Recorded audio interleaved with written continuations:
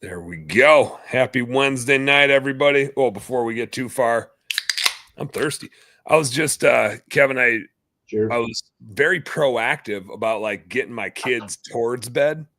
Um and my daughter, I got a 9-year-old daughter, and we're reading some Percy Jackson. We're listening to Harry Potter in the truck, and then we're reading Percy Jackson, which is a challenge because like reading novels is not a thing that I've done in a long time. But like I'm reading out loud, and she's like reading along with me.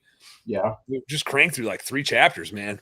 Like my Nice. vocal cords need a little bush light right now. So There you go. There you go. That would be my story too. Yeah, Harry Potter's a big thing for us too. My wife is probably what they call a super fan. We have, oh really? yeah, She's into it. we've had to expand her collection of Harry Dang. Potter memorabilia into other rooms of the house. So it's the That's living room. serious business. Yeah, it's serious. And when it started, it was of course the smaller, trinkety kind of stuff. Now we're into the Mirror of Eris set. She's got all the brooms, like the movie authentic version stuff. So it's like the entire living room. We've even got to the point now. Any Harry Potter fan will understand. There's a dark arts wall. Mm-hmm. There's a Horcrux table. I mean, it's like very themed and pretty organized. So it's pretty cool. If you're a Harry Potter fan, you'd love to come spend an afternoon at our house and talk to my wife. We just did a some pumpkin carving. Had to do some pumpkin carving, and I got 3 kiddos. Got the 9-year-old daughter, 7-year-old daughter, and then a 3-year-old boy. And the 9-year-old daughter chose a Lumos with a wand. Nice. The 7-year-old just went for a cat. She just wanted like a ghostly, lovey-dovey, creepy cat. And my 3-year-old, who talks like a 3-year-old, can't quite hit every consonant or vowel. He wanted a Tau. He wanted a Tau pumpkin. So a Tau, to go along with his milt. He can't hit a k noise to save his life. So it's a Tau and it's a milt. So I spent the weekend carving a badass Tau in a pumpkin.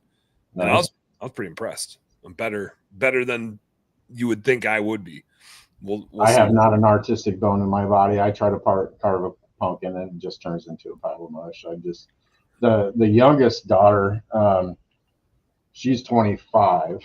So our kids are 25, 27, and 29. You're a free man. You're on the loose. Yeah. Oh yeah. When the last left, everybody's like, "Oh, you must be so sad." And like, well, we were sad for 2 weeks. Yeah, for a bit. Yeah, now you got like a good separation. Distance makes the heart grow fonder. Yeah. And the youngest and her husband live in Florida, so it gives us a good excuse to go down and visit them. And the oldest and her husband actually work for us, so I'm never more than 2 days without seeing the oldest and her husband. So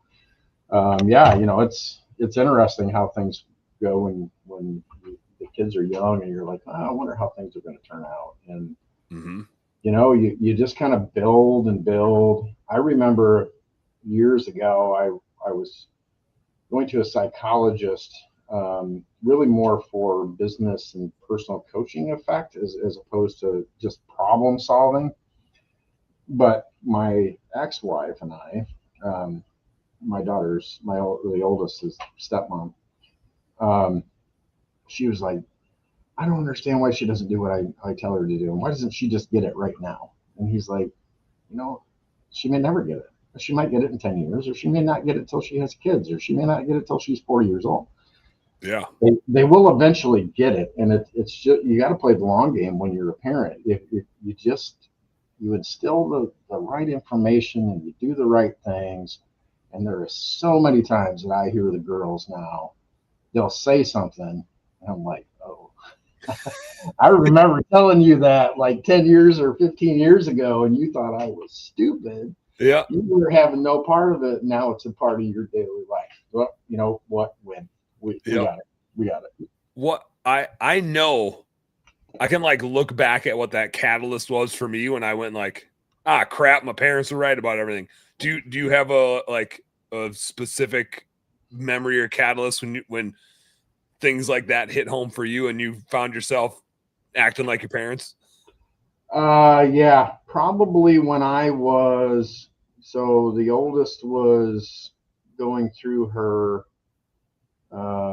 late teenage years and was in a pretty rough spot there for a while. And it was one thing after another. And I tried to work with it the best I could. And I remember going to my mom. I said, okay, so karma's a bitch. Yeah, yeah. So, what are we talking about? I'm like, well, so you remember all those times when I was 14 and I was acting up a fool, and okay, well, it's my turn. Yeah, yeah. And I think that's when I started viewing it from more of that. I hate adult parent, but the parent that's been through a lot of it, and Yep. you've just seen it all, and you're just like, whatever, you're gonna do what I tell you to do, or you're gonna get it eventually. And that, I think that was the point where I kind of said, okay, now I get it. Now Yep. it's time to turn this parenting thing into a career, I think. Yeah, not by choice, but just pure necessity. Absolute necessity. Yep. It got here. My old man, I mean, still to this day, probably a little bit, but like growing up, he was the most mischievous son of a gun. Like some of the stories he tells him, it's like, man, you would have been in jail so many times if you like grew up when I grew up. I don't know. Like, I don't know what he would do in today's age. But it did make it really hard to get away with things when I was a kid, because he was on to he invented being mischievous. He was just the biggest shyster. So there's like no way for me to get away with anything. I think when I did think I got away with stuff, he knew. He was just like, yeah, that's fine. Like, I support your shenanigans, I have to assume. And it does make me look back at like what I maybe thought I got away with and I didn't really. And now I'm like watching my kids kind of thinking the same thing of like, when am I going to put my foot down? And when am I just going to be like, no, have your fun. I'll just be watching. I'll be waiting until I need to like step on in and regulate a little bit. Well, yeah, there's definitely a fine line. And one thing that I've always tried to do, I never want to overreact, because generally speaking, anytime that someone is fearful of our reaction, and this is kind of going into that whole psychology thing, Yeah. When someone doesn't know what to expect, that's when anxiety builds, and that's when apprehension builds, and that's when people get very unsure of being around us and whether or not they can trust us. And that goes into your family, your kids, business. I mean, it crosses every part of your life. And so I never try to, I try to work as hard as I can to not over it, even if I'm like, oh my God, I just want to just, are you kidding me? What, okay, hang on. All right, well, probably not going to do that again, are you? No. Yeah. Okay, so let's talk about later when the dust settles, let's talk about what happened. And let's just try to make sure that you don't make the same mistake again. Because in my business classes, a lot of times what I'm covering, one of the things that I always try to incorporate into them is remember the B. And it's believe in yourself, expect failure, and embrace failure, because failure is when we really learn. I can tell you 100 times, don't do it, don't do it, don't do it, don't do it. And the 101st time, when you stick your face in the fan, that's when you're going to decide not to do it again. Mm-hmm. So, and especially for business owners, we just have to find stuff out for ourselves so many times. Oh man. Well, and it's really how my career has gotten built, because a lot of times when I'm coaching somebody or I'm doing a class, like, man, how do you know this, and how do you do this? And I'm like, look, the only thing I can tell you, I don't know all the right ways to do it, but I know 1,000 wrong ways to do it, because I did those out. Yeah, I figure those out. Yeah. So all I'm going to do is tell you all these wrong ways to do it, and I'll give you a recommendation on what I think, based off my experience, is the best way, and it's up to you to make that decision. And it took a long time for me to understand that I'm not a failure. I'm not a bad person because I didn't get it right the first time every time. And I'm just kind of one of those people where, and it was partly based on my childhood, how I was raised, and then relationships that I was in, and when I was younger, and it was like, oh, you got to be perfect, you got to do it right, you know, there's no mistakes. Well, yeah, there are mistakes, and I try to push that thought process onto my kids, where it's like, okay, so it didn't work out. What's next? Yeah, and when you're calm, they tend to be more calm, and then they're more receptive to anything that you're going to tell them. Yeah. Yeah, if they're afraid to tell you stuff because they think you're going to come yelling at them for something that they already feel like they learned the lesson. Like, if it went wrong, you already feel like you were punished because of the result that you got. Like, it's salt the wound if the person that's responsible for you starts doubling down on like the pain and suffering you're already in for screwing something up that you already feel bad about. Yeah, and you might feel dumb, you might feel embarrassed, you could have a whole range of emotions that you're feeling because you screwed up. And if somebody reinforces even one of those negative feelings, that becomes, especially the younger they are, that becomes a core memory, and you will go back to that every single time. And you can train spouses to be that way, you can train employees to be that way. If you react negatively and you reinforce one of those negative feelings that they're having, now you got an uphill battle that you've actually created. And that's why when I see so many people on Facebook, and they're bitching, they're like, oh, my employees, they suck, blah, blah. And it's like, dude, it's not the employees. Yeah. Yeah, it's just not. It's because you're talking to them like you're posting out here. Yeah. It has nothing to do with the employees. Speaking of giving people proper feedback, I just got to hit this one. Darlene, you made it to the right spot. I got your comments in here. Hey, you're here. You made it. Darlene agrees that my parents knew the whole time, which Darlene probably knows enough about me. Like, I've given up trying to fib anybody. I'm like, I am the worst liar. I can't do it. Like, my face will change. I got no poker face. I gave that up in like high school when I realized I'm not getting away with anything. I just got to go hard at the truth and let the consequences fall. I'm glad I learned that lesson then.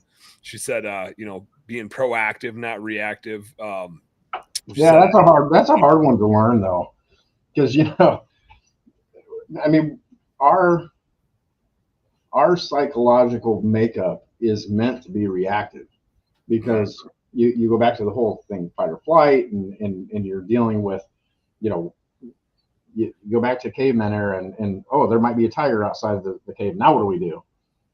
Well, that's kind of innate in us. So being proactive and trying to think ahead can sometimes be very difficult because it's really against our nature. Yeah, the situation is going to unfold in its own little unique way. Yeah, we really got to sit down and kind of have those times with ourselves to be like, okay, how am I going to handle this? How can I avoid this in the future? And really, the more you can be proactive is based off a lot of experience that you've had. The more times you screw up, the easier it is for you to be proactive the next time. Yeah, you see a situation coming, and you're like, I have an idea of how this might play out. I have found, and I do this back to the business side of it. I really do this with like customers and employees a lot. When I do a demo call for bookkeeping for a client, it's an hour long, and it's just I want them to know like the good and the bad and the ugly. Like, I don't want to sell them something. I want to make sure they know the things that we're not going to do, the things that we're not dialed in on. Like, they need to be choosing us for like the things we don't do as much as the things we do. And then when they sign up, they need to get exactly what I told them they were going to get, not a variation of it. And when I interview employees, I actually don't ask them questions. I let them interview me. I present our business model and like, here's what you're probably going to like about working here. Here's some of the things that are hard about what we do. And it's probably 30 to 45 minutes of me like being a goofball, laying out our business model. And then they get to ask me questions and make sure they want to come work for me and they want to be a part of this team. And that's not right for everybody, but I don't want to hire them because they want to get a paycheck. I want to hire them because they're like, this is the last job I'm ever going to have. And I trust that Dan told me the truth of what it's going to be like working there and didn't just blow smoke up my ass to try to hire another employee. Yeah. I find that retention's a lot better when somebody actually gets what they thought they were going to get and not something that they, didn't expect to get. Yeah, because we tend to want to give the shiny side of things, right? You're going to be like, here's all the great things about us and our company, and to customers, you really want to sit down and tell them, here's the bad and here's the good, but when you look at it psychologically, like for a customer, for example, customers rarely hire a company; they hire peace of mind.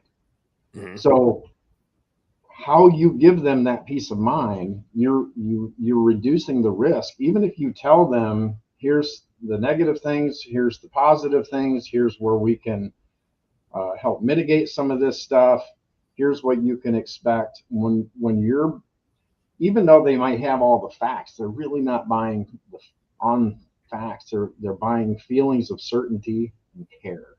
Yeah. And when they feel that, they're only going to buy from you, and that's where you get that customer loyalty from. One of my favorite books is by Jeffrey Gitomer. It's called Customer Satisfaction is Worthless, Customer Loyalty is Priceless. And early on, when I was doing classes after that book came out, I would ask that question in a class. Everybody tell me what you think customer satisfaction is, and you get a wide variety of things. Oh, it's the most important thing. It's this. It's that. And then I would come out and, well, it's worthless, and nobody really understood it. But that's the whole idea, is that your loyal customers will only buy from you. A satisfied customer will go wherever they want to. If there's a sale over here, there's a sale over there. If it looks better over here, it looks better over there, it's fine. Yeah. But a loyal customer will only buy from you, and that's what we've built our businesses on, is customer loyalty, and that starts in that sales process, in that very beginning, when you're giving them that peace of mind, when you're giving them that certainty that they're going to be cared for. It's more risky to go to someone else that may not do what you're going to do. Loyalty, like communication, is a two-way street. Like if you're gonna work toward loyalty, it's kind of like trust, right? Like you can't do the thing where you're like, you got to earn my trust, because then they're not going to trust you either, right? If you approach a situation like that, and kind of the same thing, the way you were talking about loyalty is, it's like you got to be willing to be loyal to expect loyalty in return, and you might not get it every time, and sometimes that just means it's not the right employee, it's not the right customer, whatever the case is. But I have found that to be super true. And you're gonna go through customers and employees trying to find that loyalty.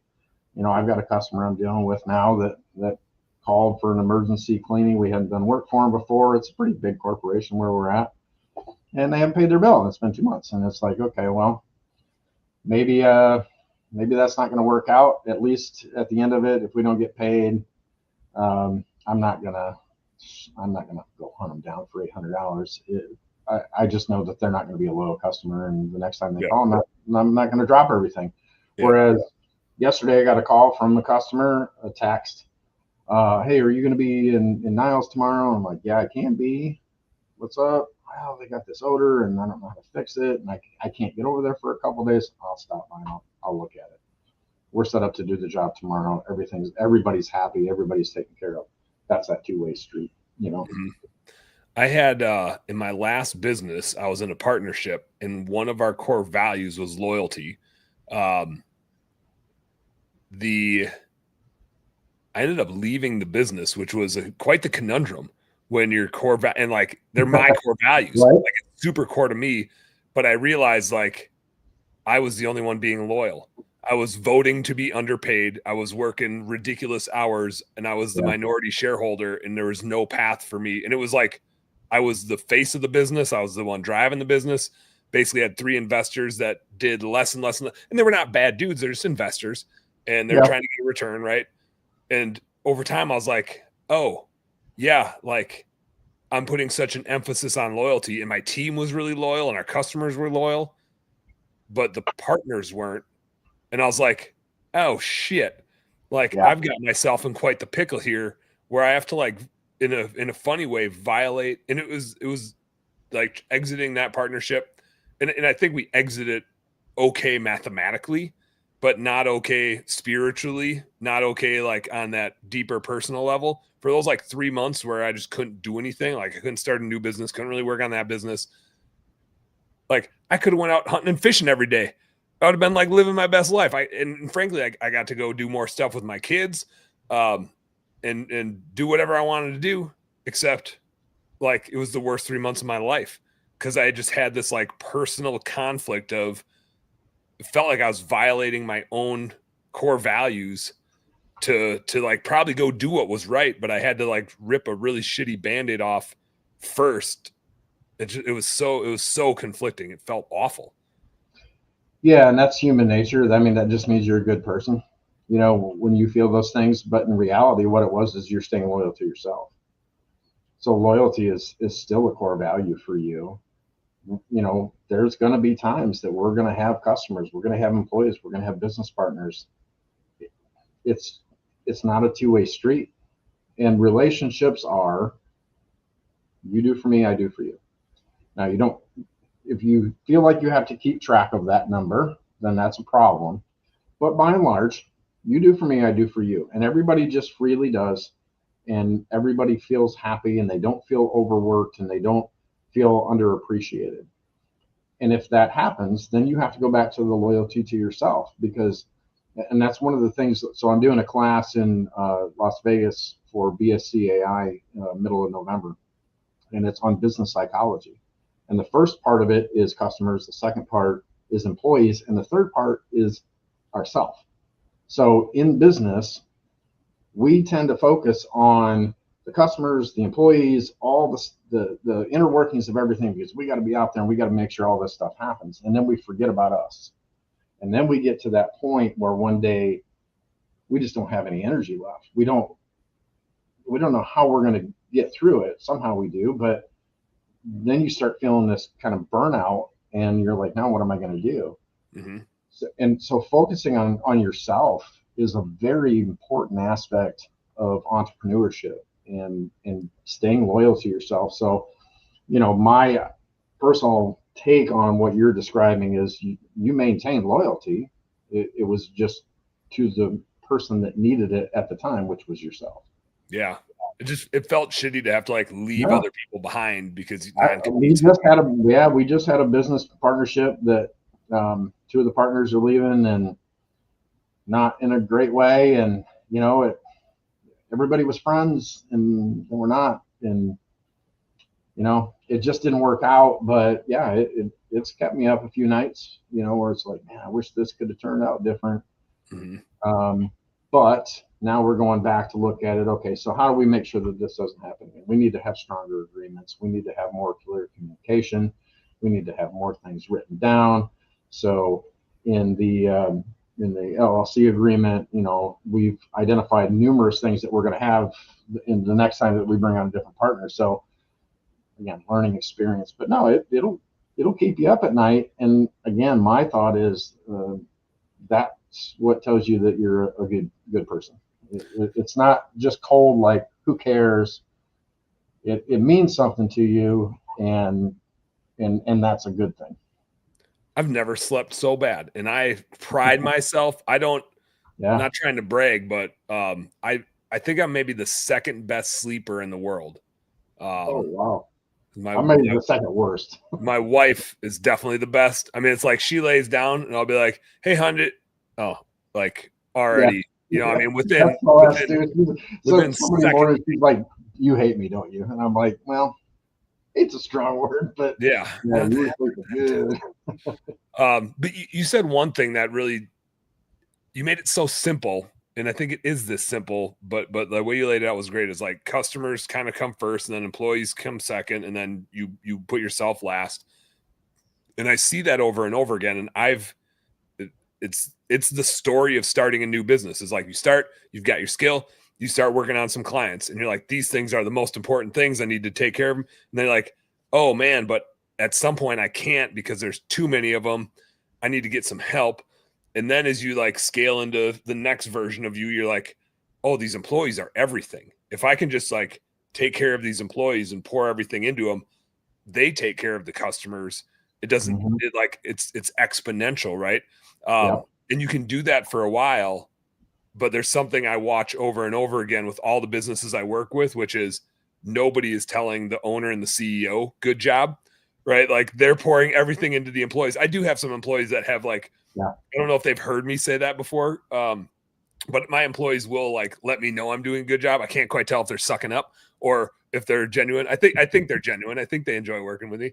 But it is hard to, as a business owner, it is hard to like put yourself first because you've got these mouths to feed and your clients you're like trying to solve their problems. You're trying to solve all your employees' problems. And by the end of the day, you really haven't worked on any of your own problems until you really like build the right systems and processes to buy yourself the time to do that. But damn, that's a journey. Like it's not just I'll do this first, I'll do this second, I'll do this third. It's just like it's a grind. And every time you fail a little bit or start another business or shut down or sell one and start the next one, whatever your journey is, you get a little bit better and a little more intentional with it and a little more intentional, and you get the right systems and processes sooner. But man, like that has, like I said, as you said that, it just hit home. Like that business journey happens over and over and over again, it seems like. Yeah. And you have to understand that, again, you had mentioned it. I love psychology, and I base most of my business interaction on that. So one thing that I've always explained to you, especially the kids, you cannot teach anyone else to be happy if you're not happy. Happiness is not something that comes externally. Happiness comes from the inside, and if you are internally happy, then people can add to your happiness. They can take a little bit away from your happiness. But if you're relying on an external source to be happy, then you're never going to be happy. So it's kind of the same way in business. If you are the owner, you're the entrepreneur, you're the one doing this, if you don't take care of yourself, you can never get other people to take care of themselves. You can never get them to do the things that they don't know that they can do. You can't exude customer loyalty from people.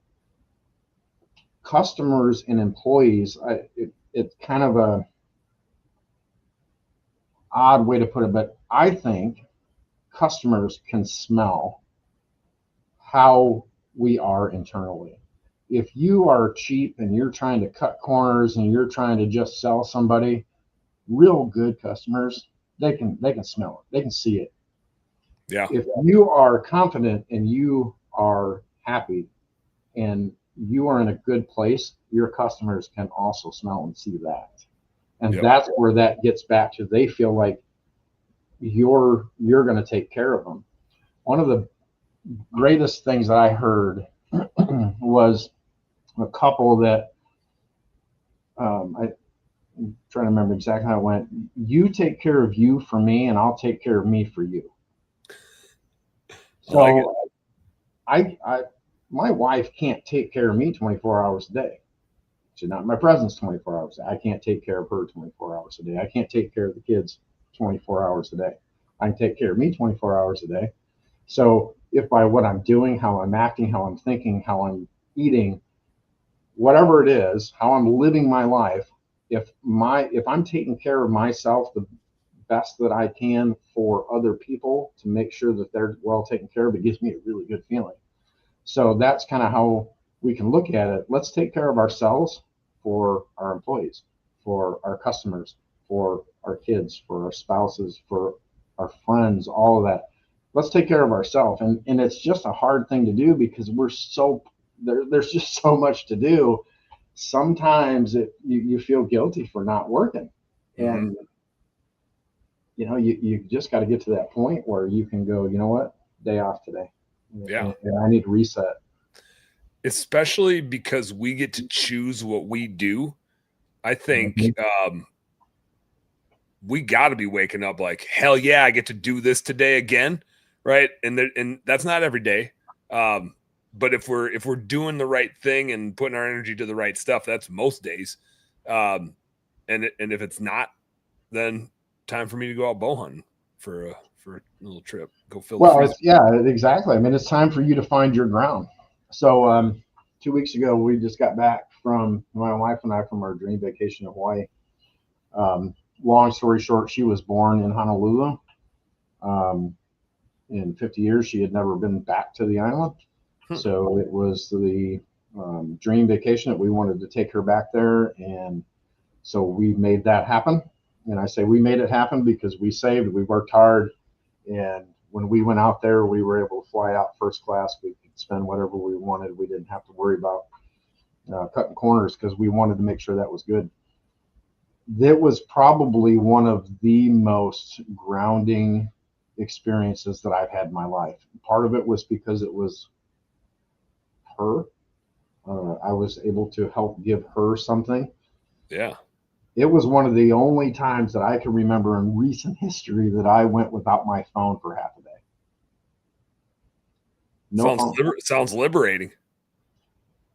We were going to the beach and we didn't want to. I mean, we had a dry bag and all that stuff, but it was like, man, I don't want to worry about going in the water and if something's going to get stolen or something's going to get wet. Let's just leave it at the Airbnb and we're going to go. So we messaged the kids, hey, we're going to be MIA for a while, because really that was the biggest concern for us. We left the phones in the room. We went to the beach for half a day and we had some drinks and we had some sand and we had some salt therapy, and it was amazing, absolutely amazing. You have to do that, and I don't feel bad for doing it. It felt so good, and the weights of the world kind of just washed away with those waves as they were going back out. And you've got to take care of yourself, and it's just one thing that we tend to, parents and employers, we tend to not do that because there's so many other people relying on us. No kidding. Speaking of people reliant, Darlene, I saw you. You're doing great. You're crushing it. Well, actually, I get to see what you do. So you are doing great and you are crushing it. Scotty, I saw that. Appreciate it, man. Appreciate it. I think Darlene hit it here. We are our own worst critics. And I think there's value in that, right? To be self-critical and assessing your performance. And sometimes we overdo it and we beat ourselves up a little too much. There's a fine line there. But I think being critical of ourselves also makes us awesome, because we don't stop working on our leadership and our approach to things. We obsess about our impact that we're making. Sure. And I think that's good, but it can dig us into a hole too sometimes. It can. So here's my way of dealing with that. If I screw something up, which I do, and the more stuff you do, I can tell your left sleeve is a little cut tighter up than your right sleeve. But does my hair look good? That's the important thing. Yeah, you got that. When I screw something up, I give myself a period of time to be pissed as hell. I can be pissed, I can be sad, I can punch something, I can cry, whatever it is. If it needs to be 10 minutes, 10 minutes. If I'm on a job, 10 minutes, half hour at most. Something in life, at most I'll give myself 24 hours. I can be as pissed as I want. I can just mope around, I can not do anything. I am going to be upset because this major thing happened, and I'm just pissed. Yeah. As soon as that time frame is up, back to work. And it just gives you kind of that release, okay, I got my permission to be a little bit of a jerk for a while and be pissed off. And I went out in the garage and I hit the head bag for a while, and I feel good. My wrist hurt a little bit, but it's all right. Now back to work. You release that negative energy and then right back to it. I think you have to give yourself a little bit of time to process and in some ways mourn that whole thing. Okay, that didn't work. Yeah. Damn. And off we go to the next thing. And whatever that time frame needs to be. I had a friend that told me one time, they were telling this story. They were supposed to go to Scotland, and there was a whole bunch of stuff going on. They ended up missing their flight. The whole trip got canceled because they missed their flight. And what she said was, I gave myself 24 hours. I was going to be unconsolable for 24 hours. There wasn't anything that he was going to say to me. I didn't want to talk to anybody. I didn't want to do anything. If I was going to cry, if I was going to be angry, if I was going to break shit, whatever it was. 1 hour 25. Okay, on to the next thing. Start figuring shit out. Yep. I had a coach, Coach Kedma, back when Conquer coaching was a thing.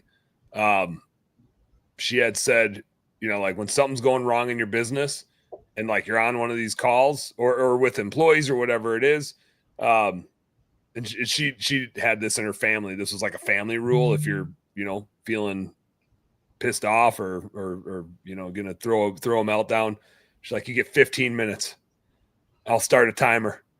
Yeah. 15 minutes, bitch and moan and whine all you want, and that's it. You get 15, and we'll all deal with your complaining, and then you got to get back to working on whatever it is that you need to work on. But no more bitching and moaning after that. I was like, I like the 15-minute rule. Yeah, my wife knows when she gets the message, this fucking goddamn, you know, and I'm just going off. Okay, what happened? Yeah, you know, and I'm crazy, man. I'm venting. I'm venting to her because I'm not going to vent to anybody else. I'm venting to her, and she knows exactly what's going on. Okay. Yep, I get it. Oh man, yeah, I'd feel the same way. Yeah, I'd be pissed too. Yep, no problem. She's not trying to correct me, like, stop doing that. Don't do this. Don't think that way, because that's not going to help me. That never works. I try to do that to my wife all the time. It never works. Let me offer you 3 solutions to your bitching. No, it just doesn't work because of where we're at mentally. It's not going to penetrate. Yeah. So then 15, might be 30 minutes, depending on what the situation is. I'll come back. All right, so I figured out a solution. Yeah. Way to go. I knew you could do it. I'm so proud of you. You know, that's the best when somebody comes to you with a question, and then by the time you even see it, they've already solved it.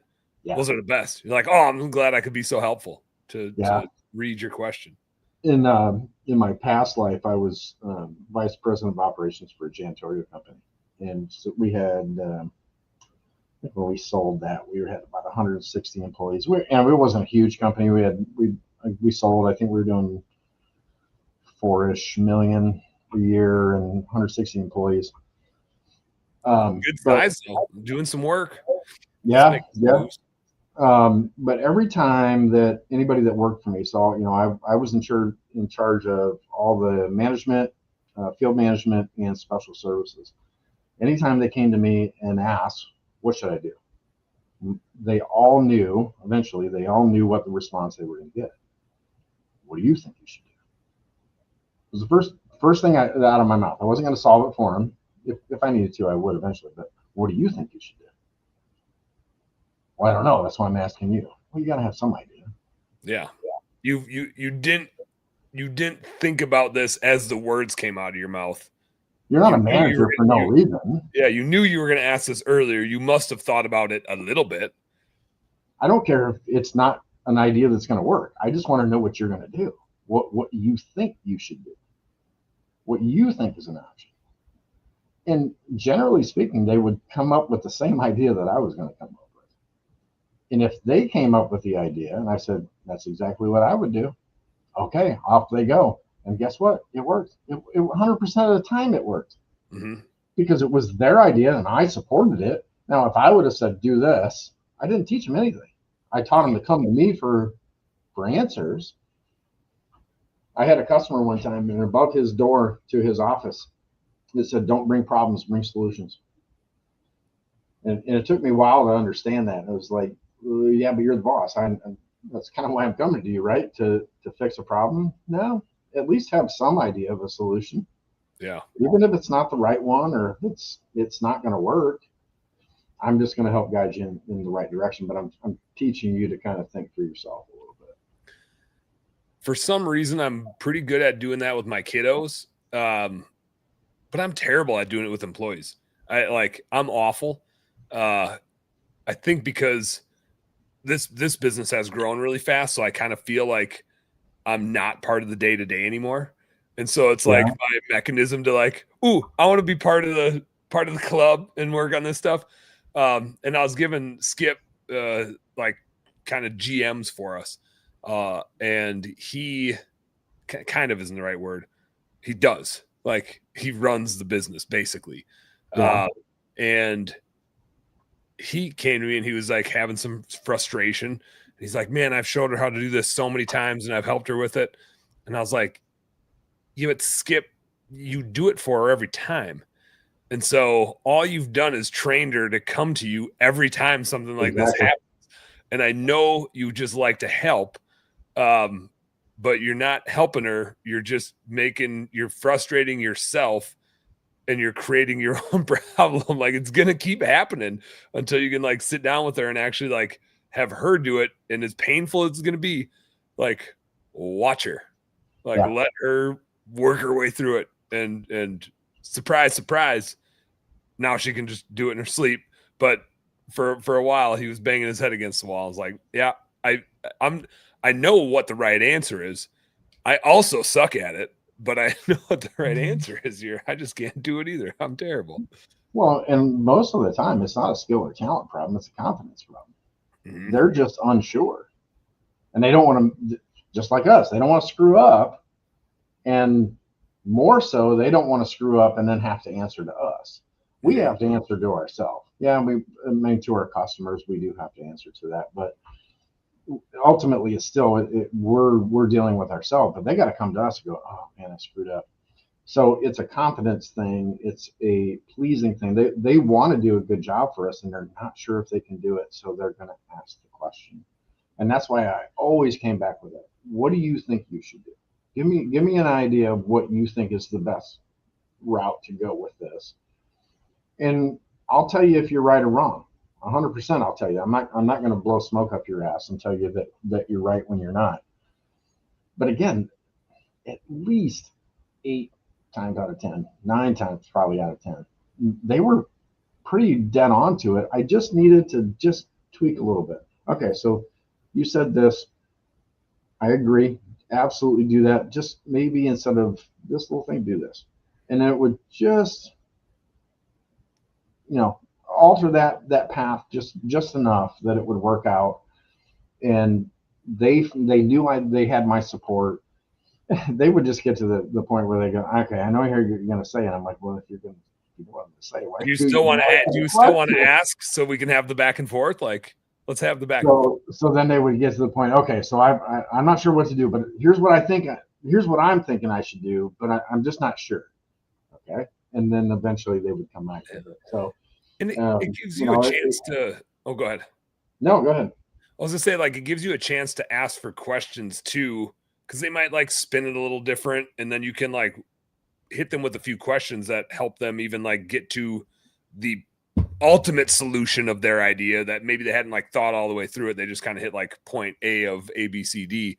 And then they still own it, right? Like it's still theirs. You just hit them with a few questions to help them develop it. Yeah, I'm not the shell answer man of everything. I'm going to date myself for that comment a little bit, but I don't know everything. Despite what employees might think, I don't know everything. I will learn something from every single person that I come in contact with. They may come back with, I think we should do this. And there's numerous times that I've went, that's a better idea than I had. Let's go with that. Yeah, I like that. We're dealing with people that a lot of times are starved for, I want to say affection, but they're like affirmation.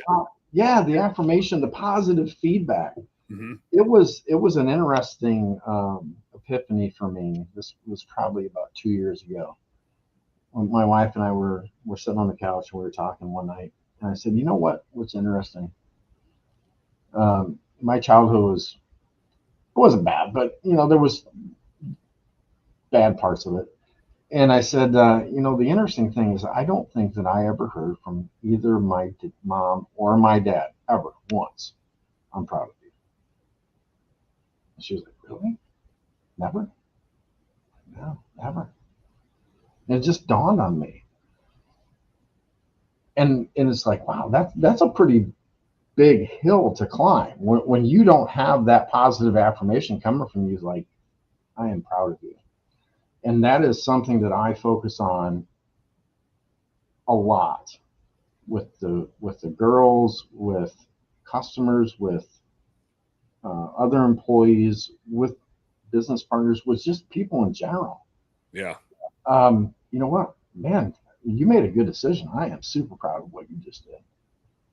That just can change a mindset so much by just a few simple words. And that's what generally people are looking for. You know, studies had shown, over the years, that why people leave a company, and in the top five is money, but it's not number one. Not It's number never one. been number one, and it never will be number one. Mm-hmm. It's generally three, four, or five. And the other parts of it is that they didn't feel appreciated. There was no room for advancement, numerous other things in there. But that's where, if you can make somebody feel good, and they feel that you're proud of them, and you got to think about it, to our employees, to our kids, a lot of times we're the top. You're doing all this stuff. I could never do any of this. I don't know how you do it. Well, if we're proud of them, then that goes a long way to helping them feel. I heard Michael Burnoff has an interesting spin on that, and I have observed it a little bit, and I don't disagree with you, but I have also seen my wife has super supportive parents, great like childhood. And you talked about this earlier, and I'm gonna like pull this together. I think she might have been told that they were proud of her too much. She's like addicted to affirmation, Sure, and she has that to can like happen. she can't create her own happiness. Like you said earlier, like you got to be like happiness has to come from inside. But because she got so much affirmation and growing up, like whether it's work, whether it's our marriage, whatever it is, like somebody has to tell her she's doing a good job, or she really Yep. struggles. Even if she is crushing it, like she can't tell herself that she's crushing it. She needs it from somebody else. Me to a slight degree, like definitely like got the same type of feedback from my parents. And Michael Burnoff always stresses another notch to that is to go the same direction, but say you should be really proud of yourself. And it gives them it like sends the same message, but like gives them permission to like be internal with their happiness instead of like require somebody else's approval to be happy. Like you give them permission to be proud of themselves. And so you like kind of hit both sides of that coin. Like, yeah, there's like you should be proud. And I sure am, but like I'm not the important one. Like you should be proud. No, like I'm super happy for you. That's a great way to look at it. I'm writing that down because that is an absolute brilliant way to look at it.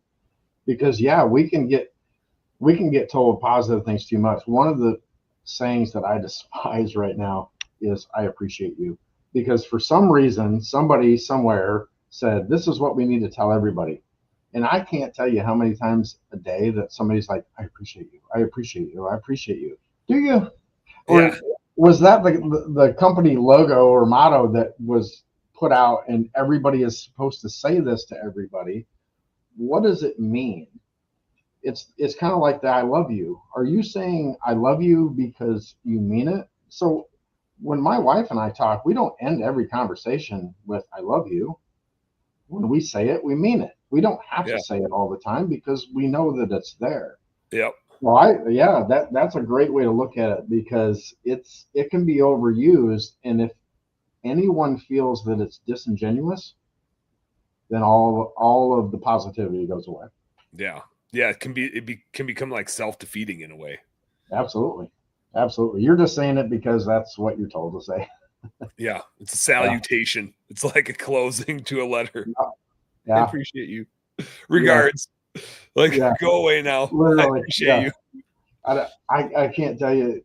So, like one of the healthcare organizations that we do a lot of work for, we work for numerous hospitals, but it must have came out in a company memo or some kind of internal meeting or something, because all of a sudden everybody was saying, I appreciate you. I appreciate you. And it was coming from people that you knew would never say that in real life. Like, yeah. Like we were dealing with construction managers and facility and managers that they don't talk like that, right? I mean, yeah, maybe some business people talk like that, but that's not what they do in their everyday life. And they're like, I appreciate you. It's like, okay, yeah, I appreciate you not saying I appreciate you. How about that? And they're like, okay, cool. Yeah. You don't need to fake it, bud. Thank you. I If appreciate you want to that. appreciate You gave me permission just, to not, yeah, if you appreciate me, just give me the PO for that, right? And they're like, yeah, we're good. Yeah, gotcha. Yeah. So No, it can definitely be overused.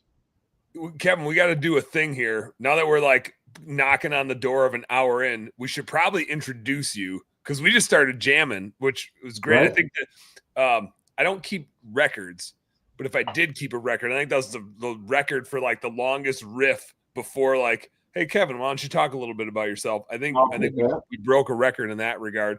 But let's learn a little bit more about Kevin and why you don't wear sleeves, how the hell you got here, some of your experiences that you cut your teeth on. Take us back as far down memory lane as you feel like going, but how the hell did you get here? Well, in January, I will turn 54, and I'm going to conservatively say I've been in the cleaning industry in some form or another for 40 years at that point. I take that from when I was 14, got my work permit, and I officially started, was an employee for my parents' business. So there you go. I was wetting windows for my dad when I was 5. So it goes back a lot farther. I had grandiose ideas when I was in school, and I thought I was going to be king of the world. My first business I technically started when I was 6. Well, I guess the first business when I was 16. Not a legal business, but we were cutting grass for people. Yeah. I mean, that didn't really go anywhere. Me and a buddy, that didn't go anywhere. But my first legal business, I was 18, started a cleaning business, failed miserably, had to go work for other people. And over that period of time, then I just started working for different companies, and then I started getting certifications, and I started getting more training. Led me to the point where I had mentioned it before, I was vice president of operations for a decent sized janitorial company. And I'll tell you all the good, bad, and ugly. I was married 3 times and divorced 3 times. And so at one point, it was probably 2011. So I'm just sitting alone in my apartment, and I'm going, okay, well, I've had failed marriages, failed businesses, and what's the problem here? And so I had this little, I guess to coin a phrase, come to Jesus meeting with myself. And I said, so what's the common denominator in all this? Oh, it's me.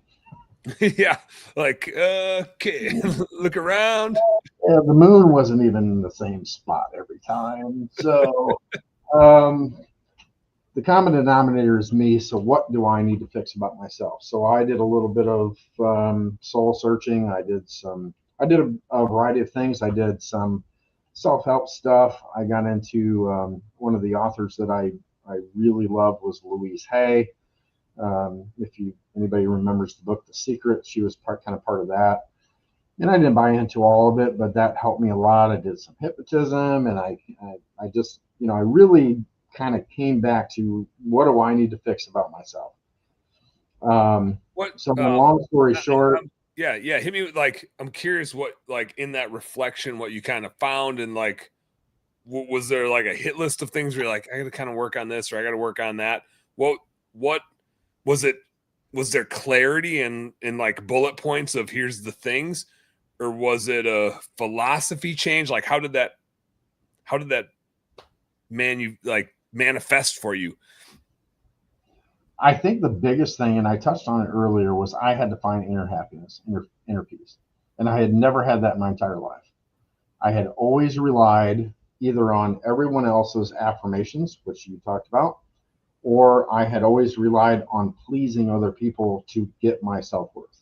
So I was a people pleaser. I did what I was told, and I made sure that everyone around me was happy except I didn't realize that I couldn't make anyone else happy. And so when they weren't happy, then I took all the blame for it, even though I wasn't to blame. So that was probably the biggest part of it, to be able to come to this point where, look, I've got to be happy myself. So what makes Kevin happy? What makes me feel whole? So I put aside all the previous thoughts and ideas that I had, and I said, I'm just going to try a few different things. I went down some roads, and that's not really for me. And like I touched on the Louise Hay thing. The Secret, that book, everything in that I don't necessarily prescribe to, but the positive energy that we give off and that we get back, or the negative energy that we give off and get back, I 100% believe in. Oh yeah. And I went out and I tried to practice it. So 2 times that I saw it for myself. I was in a grocery store. Again, distinctly remember both of these. I was in a grocery store, and one of the things that I had heard was, you need to consciously think about the expression that you have on your face, because we have one, but we don't always know what that is. Yeah. So I'm walking through a grocery store, and I'm like, wait a minute, what expression is on my face? And my expression was basically this: unhappy. I'm on a mission. I got shit to buy. Yeah. I'm overthinking things. I'm in my head. I don't look like somebody would want to come up and talk to me. So I'm like, all right, stop my cart. I'm going to smile. And it wasn't necessarily a fake smile. I was smiling because I wanted to smile. I'm just like, yeah, I'm choosing to smile instead of being miserable right now. And so I marched my happy ass down that aisle, and lo and behold, this lady comes, or turning the corner, she comes walking at me, and she had the same expression on my face that I had 10 feet before that. And I looked at her, and I had this nice smile on my face, and her face beamed just instantly, just a smile, and like this relief of, there's a good human next to me. Yeah. And we never talked. We just passed. But who knows where that went? But I could physically see it and feel it, that this positive energy between us happened, and we made each other's day better. And then the second time I was in a car, I was driving, I kind of had the same expression. I'm like, nope, I'm going to have a good expression on my, I have a smile on my face, and I look over, and there's a lady in a car next to me, and she, again, said that, oh, and I look, and she looks at me, and I smile, and she smiles back. Energy is contagious. So that was probably the biggest thing that I pulled from that. I need to have contagious energy, and if it's going to be contagious, it needs to be positive, not negative. It's so funny. It's so funny. Like you didn't even interact with them. Smiles are free, baby. Smiles are free. We never exchanged a single word. Not a single word. We never had any dialogue. Darlene's throwing some love your way. She said, I love stranger love. Not too long ago, she said, random stranger hug for you. She's pouring random stranger hug back. Pouring it on. I actually, in addition to loyalty being one of my core values, positivity is one of them. It took me a while to identify it. And I learned the lesson because I had an employee that I couldn't fire, showed up early, good producer, really good technician, and it was able to do the job at a really high level. Window cleaning, pressure washing. And by 10 to noon every day, it just went south. And he was just cancerous on our team chat. And everything that went wrong was the end of the world, like the biggest problem. Every client was a piece of shit. And so I kept trying to be his therapist and coach him through it and try to get the positivity to come out of him. And it would work for a day. And he just kept going back to it. And there's a couple different catalysts, but I love to tell this part, and I've probably told it 20 times on this podcast. One day, window cleaning, Kevin, you don't actually get to choose where your customers live. Like Right. they live where they live, and you got to go to their houses. And so we got 10 truck vans running around, and there's also this just mathematical rule. It sucks, but this is true, and it's true every day. Is somebody's going to have the worst route. Yep. Like it has to be. Somebody's going to have the best route. Somebody's going to have the worst route. Tony one day had the worst route. We're in Minneapolis, St. Paul. He had to drive from like the west side of Minneapolis to the east side of St. Paul, and that was to start the day going through rush hour traffic. Then his next jobs were on the other side of town, and just the routing sucked that day. It was just like one of those days where you just can't even make it work. And it's like, yeah, Tony, we know. I mean, if he was bitching, he was still on his way to the first job, and he was just awful. And we're like, yeah, man, we're well aware that you had the shitty route today. But we're not going to give you a better route because you're bitching, right? The fact that you're bitching, like, we're going to keep giving you shitty routes until you learn to just deal with it, because this is the job. Like, you don't need to work here. You can go get any other job. We're not holding you hostage. This is the job you signed up for, is window cleaning, and we mostly do residential, and we go to where our clients live because that is the job you signed up for. And tomorrow, your jobs are right across the street from one another. Like, you don't have to move your van. They are right across the street from one another. And so next day, goes to his first job. He's like wrapping it up. He gets on our Voxer walkie-talkie app thing. He's like, this is bullshit. That customer's standing outside, arms crossed, giving me the stink eye. I don't even have time for a cigarette. And I was like, man, this dude will never be happy. Like, never. I was just such a chicken shit leader. I still didn't fire him after that, even though he clearly was like the wrong dude. Eventually, he was working on one of our clients' houses, and he broke their screen over his knee and threw it in the woods. I fired him that day. That was the catalyst. But like after that, I rewrote all of our core values, and our acronym was PLOW. We always said we're plow horses, not show horses. And so it was positive attitude, loyalty, ownership, and we serve, because I wanted to have something servant in there, but it was a W because of the acronym. So it had to be we serve. But I kind of like vowed, whatever the acronym is, right, at this company, it's BEST, for best day in bookkeeping. It's got to have like a positive attitude type of core value. So the P in PLOW is positive attitude. Here it's blessed.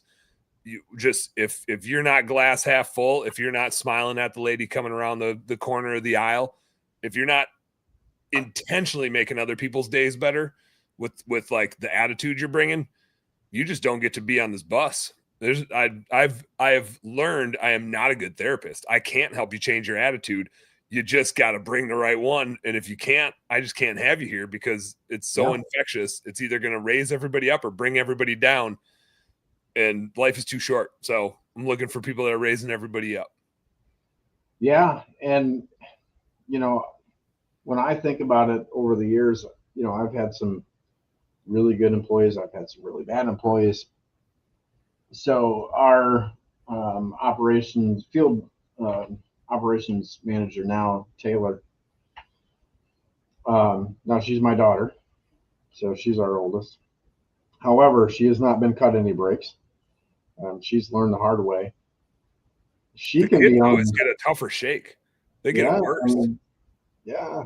She can be on the phone to me like, I don't give a fuck, I'm blah blah blah, you know, and she's messaging. She walks into a customer, they'll call me and be like, we want her. Yeah, she was absolutely amazing. She is such a wonderful person to be around. And so you have this natural personality, you have adapted personality.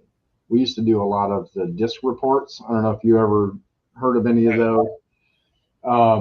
So you had that natural and adaptive, you know, your dominance, influence, steadiness, and compliance. And how you adapted was really the most important part of it, because whether you're naturally good with people or you're naturally dominant or whatever it was how you adapted to the situation that really meant the most. Yeah. And there's days that Taylor had the worst day of everything. So Monday, oh my God, everything went wrong that day. This week, I mean, we had this plan and just nothing was working. And I was like, oh my God, this is I hope this is the only Monday of the week. I'm trying to deal with it on my own. And, you know, she had her moments, but we also just kind of work together and everything flows, but the customer never feels it. And certainly there are customers that she likes going to or loves going to. And then there's customers she's like, oh, we got that one again. I'm like, look, put that smile on. You get the $400 tip customer because you deal with the no tip customer. Yeah. And the $400 tip customer, they're the ones that make up for all of that. So yeah, you've got to have that. It's a tough one to pull the cancer out of the group, but the earlier that you can do it, the sooner you can do it, the better. And again, we're good people. We don't like firing people. I've never liked firing people. I was good at it because so the way I always put it, I've never fired an employee.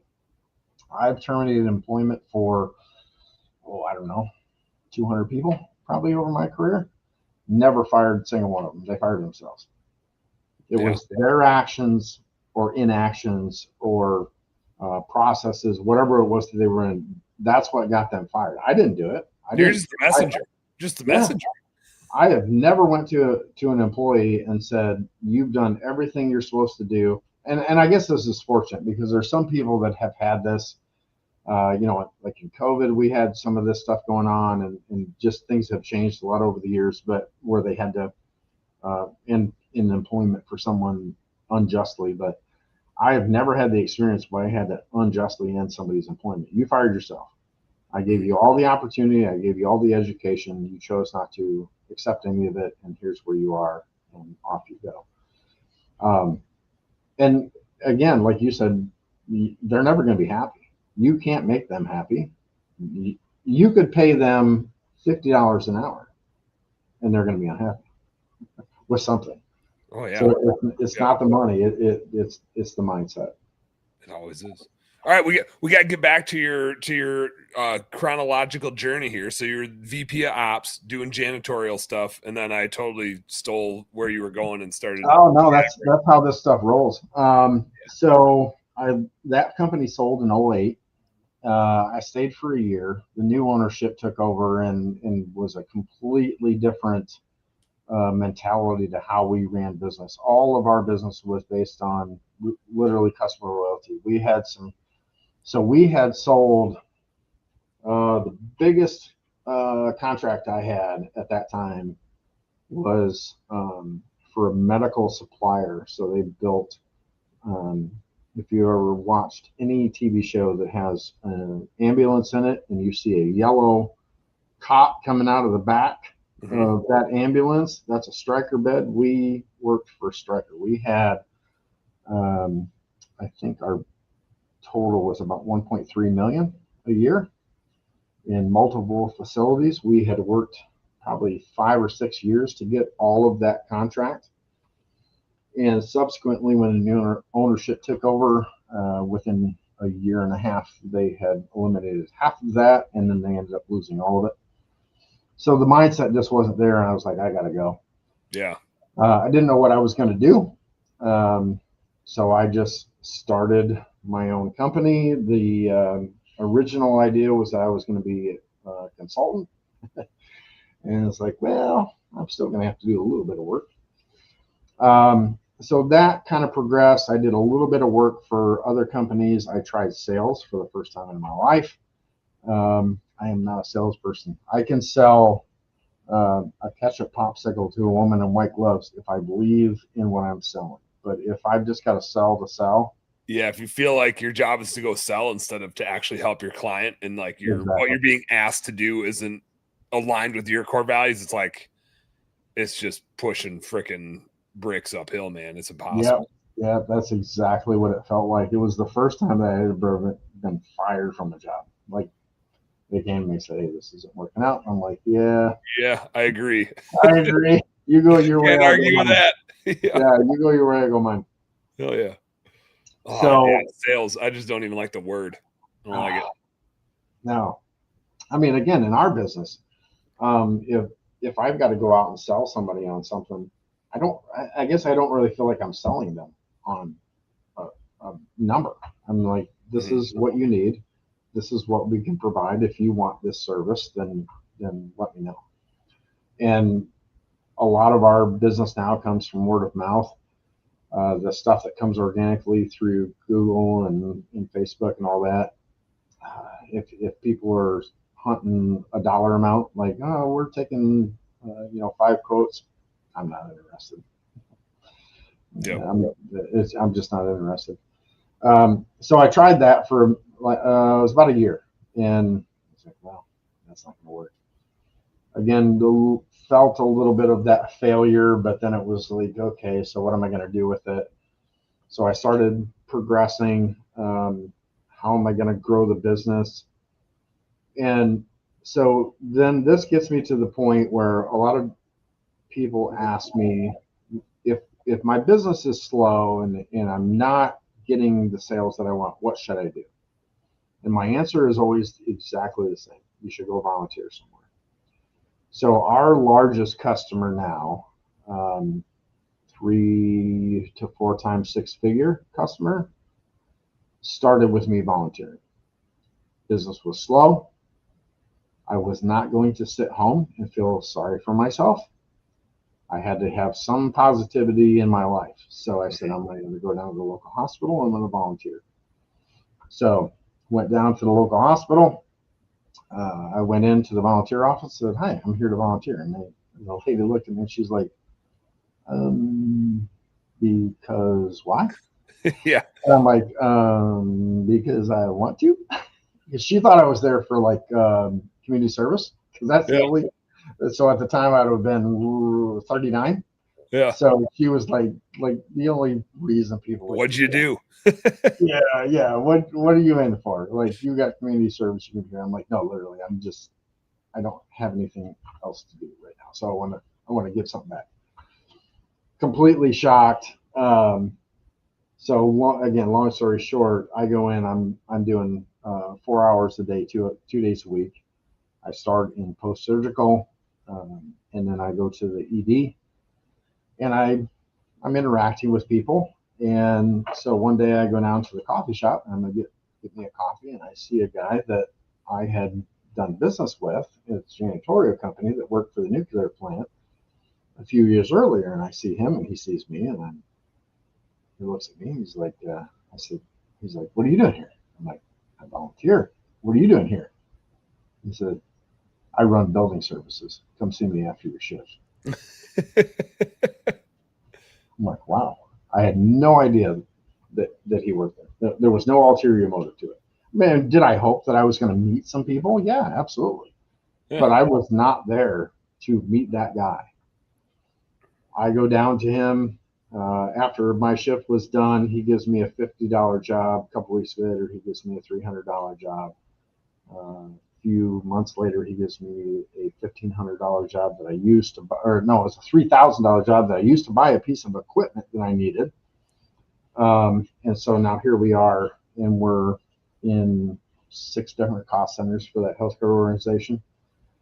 Again, multiple 6-figure sales, all because I was not going to sit home and feel sorry for myself.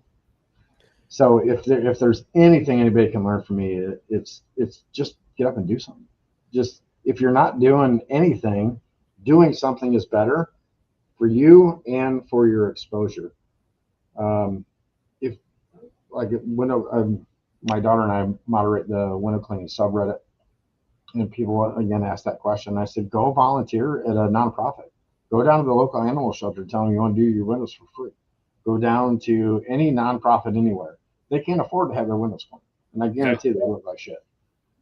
And just say, look, I'm going to do it for free. All I ask is you share it on social media and put it on your social media. You don't have to be shy about it.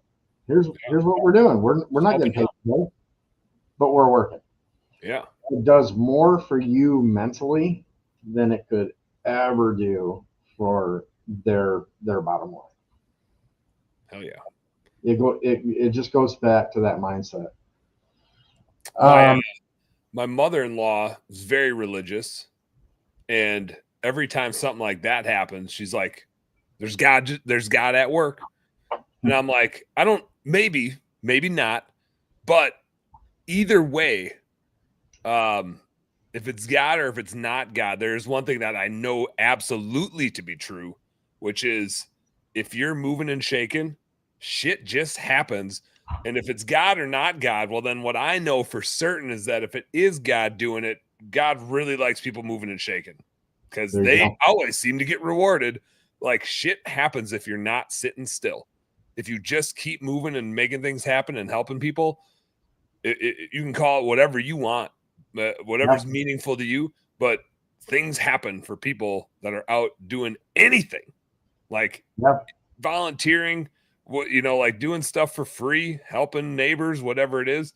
Like activity breeds more activity. It's a momentum thing. It absolutely is. And like I said, I think it does more for us internally than it does for anyone else. Now, I'm 100% when I tell people to do this.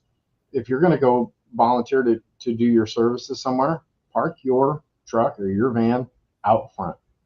Make sure that everybody possible that sees you doing that. Mm-hmm. You can be rewarded for volunteering.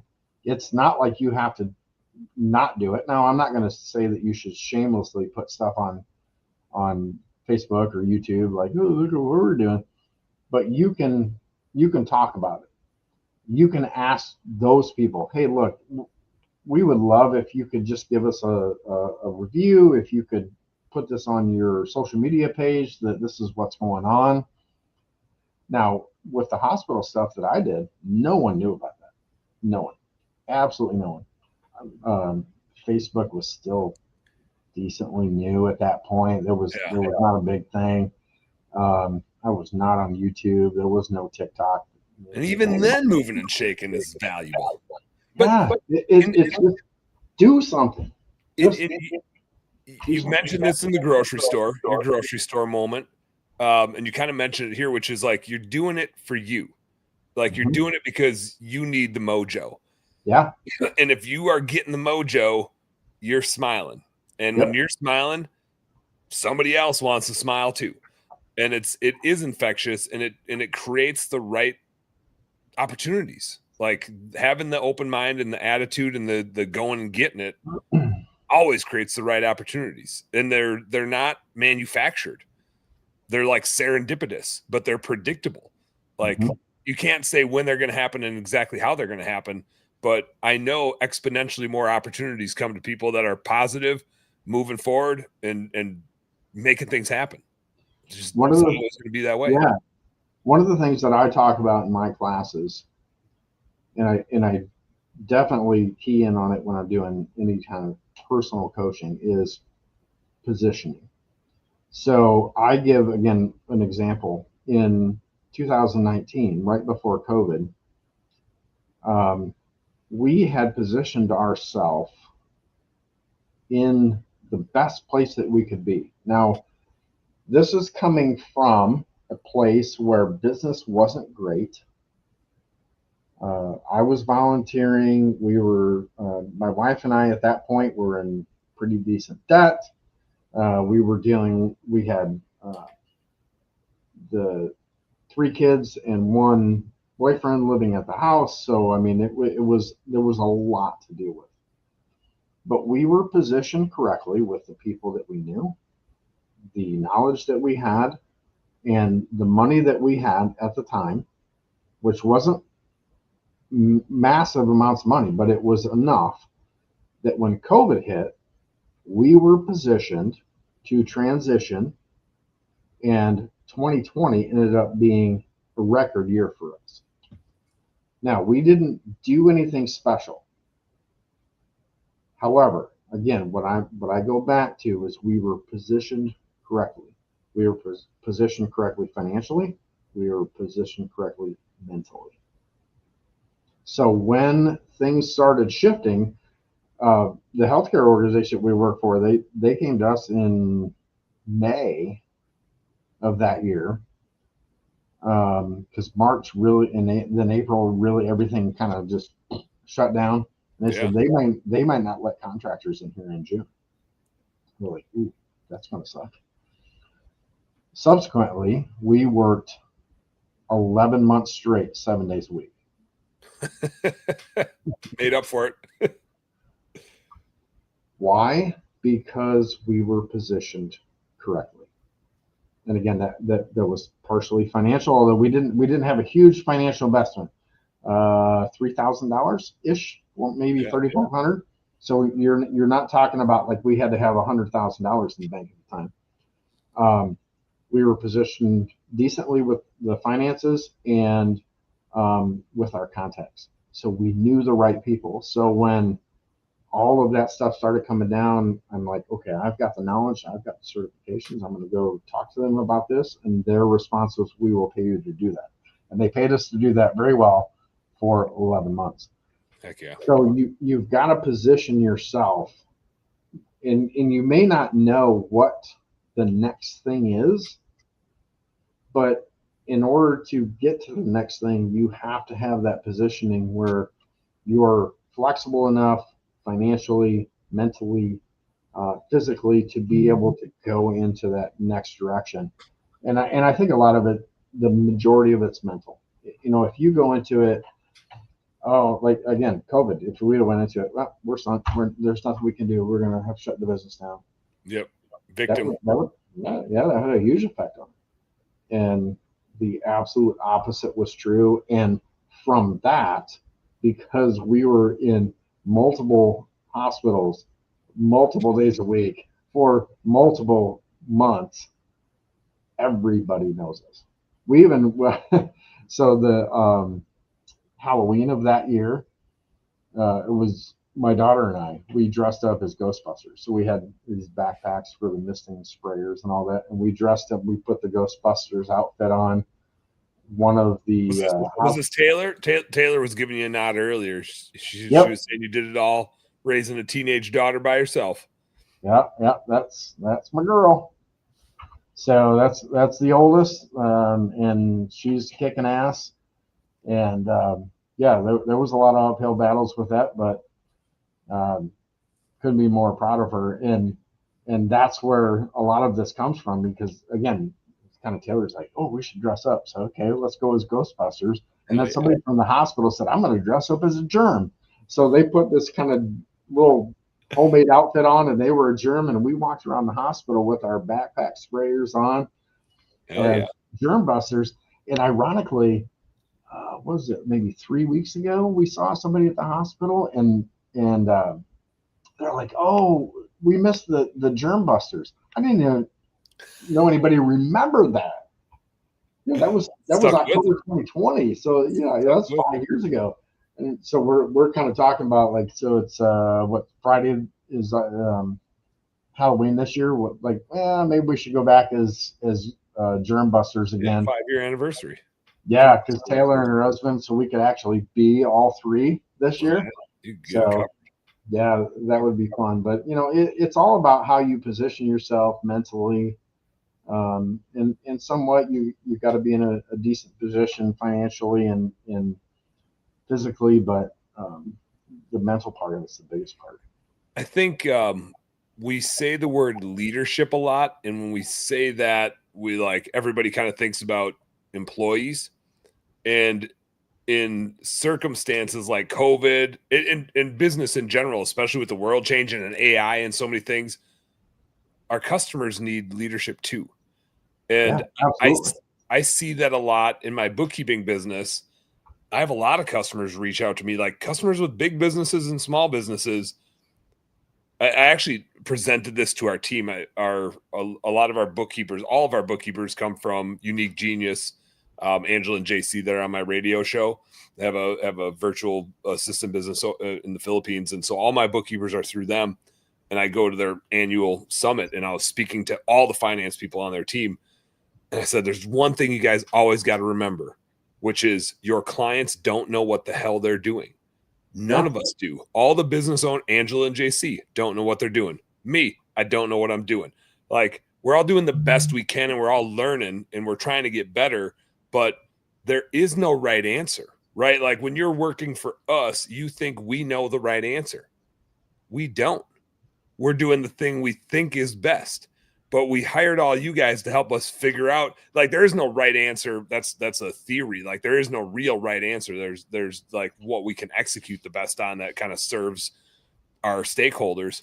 But there is no real right answer. And it's like, they all need, like, customers and employees alike all need leadership to help them get through the fact that we're all just doing the best we can.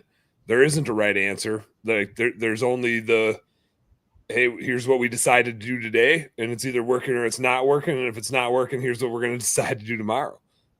Like, and there's a lot to be said for just being a human. Our customers don't want to deal with AI. They don't want to deal with an abstract. They don't want to deal, even if it was the best possible outcome.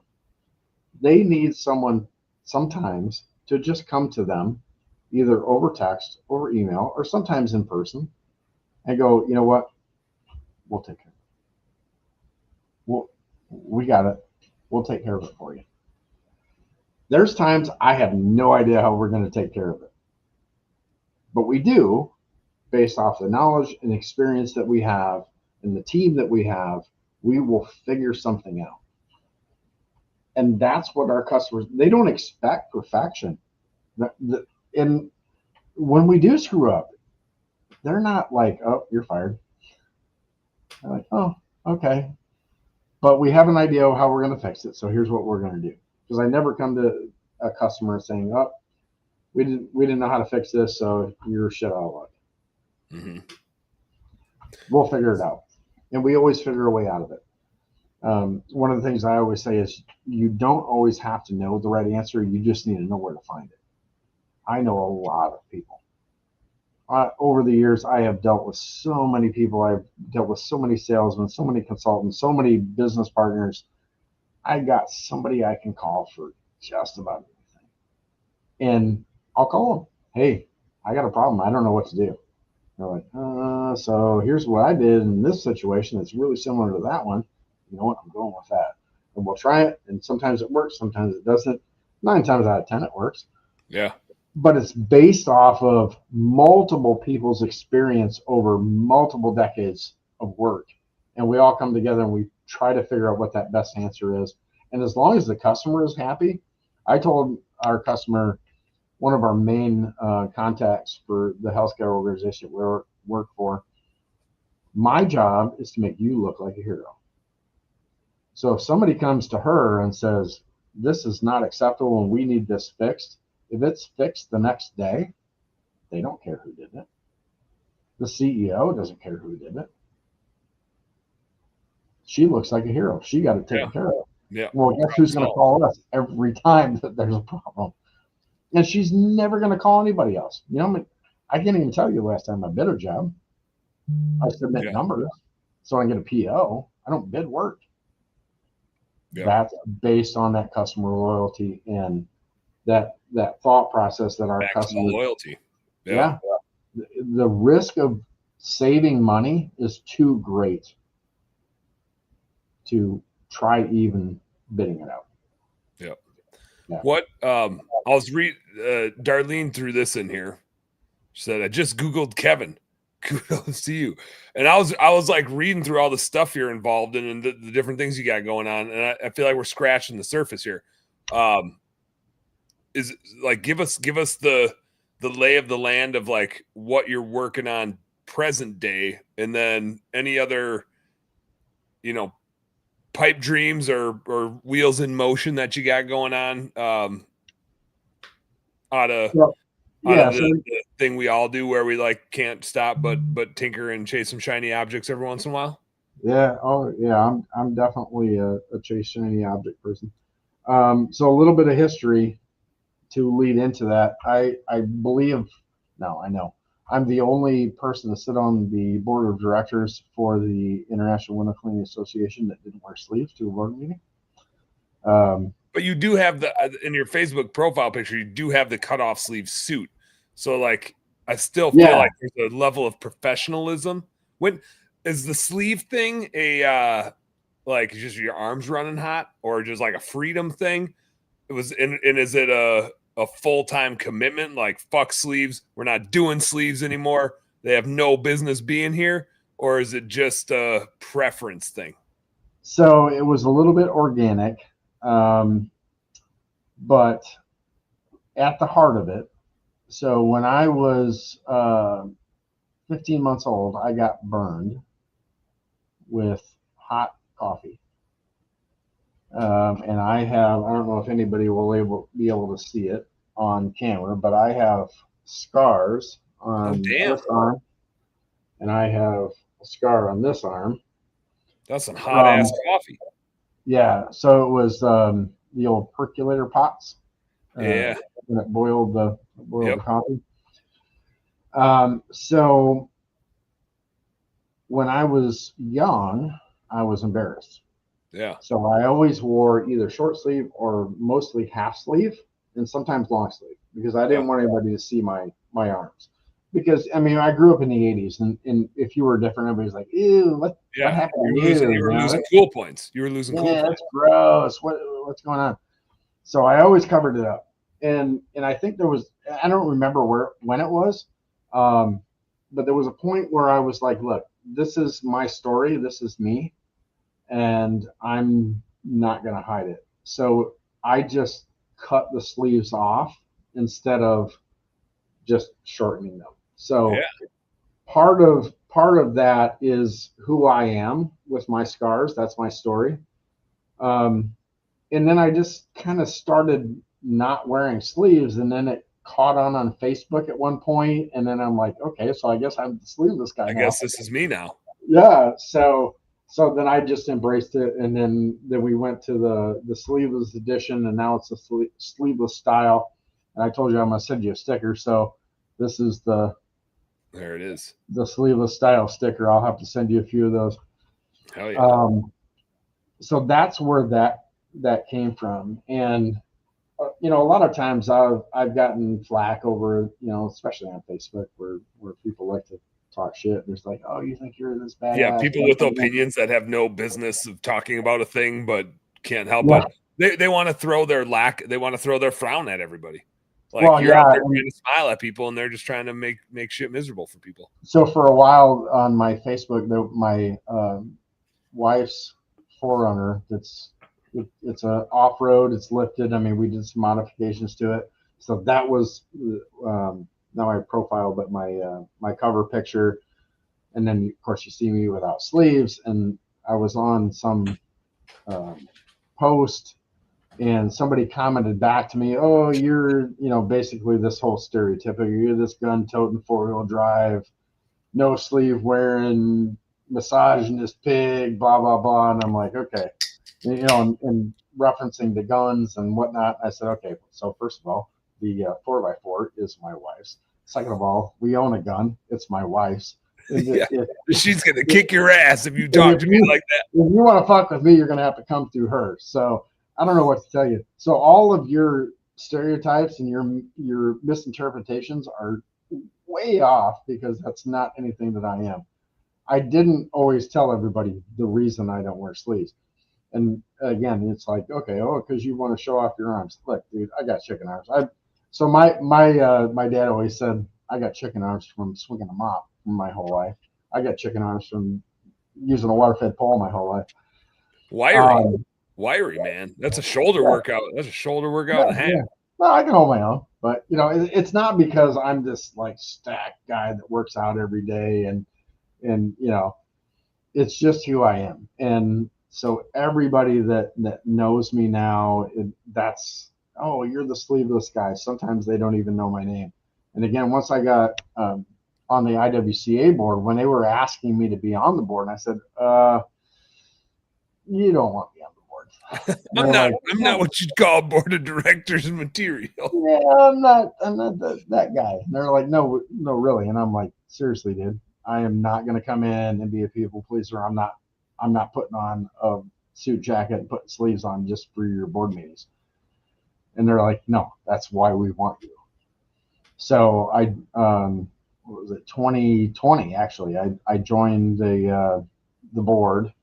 That was the first boarding meeting I went to, and it was a great experience. I'm not on the board now, but it was a wonderful experience. We made a lot of great changes for that organization. We brought the solar aspect of it into it. With my now business partner, Steve Williams, and we wrote the solar panel cleaning safety guidelines for the IWCA, and it got that published. So my flair on life brought something to that organization, and it benefited them, and it benefited me. So that's the kind of the short, long version of who I am. And one thing that I've always said is you should never regret anything in life. You had to be there to be here. So wherever there was, here is where you're at. All of those things. Yeah, it's all part of that journey. If I hadn't been on the board, I wouldn't have met my current business partner and one of my best friends, Steve Williams. The safety aspect of window cleaning and solar panel cleaning would not be where it's at today had we not joined forces, so to speak, and kind of brought that to the forefront. So, again, you had to be there to be here. So everything that we've done in our life, whether we knew that it was positive at the time, whether it was negative at the time, it brought us to where we're at, and we're just going to make the most of it. That hits home for me, and I've had, like, you used a lot of the words that I find I use when I describe my last business partnership. Is I left the corporate world and I kind of started moonlighting with those guys and like helping them with financial stuff. 2011, 2012, we bought some businesses together. I made investments. I didn't leave my corporate gig till 2016. My wife was in her MBA program. She like went MBA program full time. I was the dude making the money. And then she went and got her cushy corporate job. And I was like, I'm out of here. I'm going to go have some fun and run small businesses. And we had 10 different divisions around the country: window cleaning, pressure washing, maid services. We didn't get into much janitorial, but like residential maid services. Yep. And did that until 2023 was when within that, one of our entities was a shared service to start with just for ourselves, but bookkeeping, marketing, recruiting. We had 100 employees around the country and in 7 different locations. And so trying to like maximize our admin department, if you will, and like use it like a shared service center. And I happen to be an accounting nerd, so naturally like did all the bookkeeping. And I think 2018 was when we started taking on external clients, but that admin company, that became the thing. And I realized like, damn, I suck at running a maid service in St. Louis. Like I'm up in Minneapolis and I've got 30 employees down in St. Louis, and I am just not the right person to be running it. And I don't know if it's me or if it's the model or whatever it is. I distinctly remember like there was I started a maid service from zero in Minneapolis. I was out cleaning, scrubbing toilets, and sold that. Like when we had 6 employees, I was like, I just can't do it because I'm the dude that has to go clean when somebody calls in. And I also have 100 employees around the country in all these different locations. Like I'm just trying to do too much. And like my wife and kids are suffering. And then we had, this was probably 2021, maybe, still had all these businesses, but I was scaling the bookkeeping stuff, and we have a recruiting business as well. So I was growing that. And I was at a mastermind one week, and then I was at a trade show the next week. And then my general manager in St. Louis had resigned, and it was a good resignation. Like she was kind of going after a dream job that like I was a proponent of. Like I wanted her to like pursue that, right? Like that's part of being a leader. But I still had to fly to St. Louis and try to, in 2 weeks, figure out what we're going to do to lead this company. But I also need to go home. And I was gone 3 weeks in a row, and I missed my 4-year-old's birthday. And I was like, this sucks. I'm a fucking idiot. I need to knock this shit off. And so like went like aggressive at exiting all these businesses because like, I just can't do this. And stuck with the bookkeeping for a while until I realized like, oh crap, I'm the minority of like of my thing. I'm the minority owner of my thing that I created out of thin air. Oops, I'm an idiot for that too. But I look back at it all, and again, like I didn't like the way the partnership ended. There's things maybe I would do different, maybe I wouldn't, but to exactly what you said is like I don't regret any of it. No. it made me so good at what I do now and built so many relationships and the value that I can add in those experiences. And when I'm like playing CFO for our bookkeeping clients and they're talking about, I had a 30-minute call today with a guy that's like, man, I got to sell these businesses and I don't know how to. And I was like, Brian, settle down. I've bought and sold a lot of them. Like, if it comes to it, like, I will be on a call with you and a potential buyer and we'll like do the thing. Like, I got you. I'm your numbers guy. Like, we can do this. And there's just so many of those experiences. Like, there's no regrets in all of those things. And yeah, could we have done it better? Hell yeah. Could I have managed it better? Hell yeah. Oh, sure. But all the mistakes that I've made along the way just make it that much more valuable now, because people can learn the lessons from your stories about, you know, I'm not going to give you advice, but let me tell you how I screwed it up. And you can take that story, and that's more impactful than me trying to tell you what to do. So I totally agree with you. There's no regrets. It's just part of the journey and part of the learning. No, you know, because it goes back to the whole idea of a butterfly effect. If you pulled one thread out of our past, where would we be today? We don't know. And I'm happy where we're at today. Am I a multi-millionaire? No. Am I happy where we're at? Yes. Am I happy where our kids are at? Yes. Am I happy where we're at with our relationship, business, friends? Yes. I'm good. And I'm going to continue to learn from that.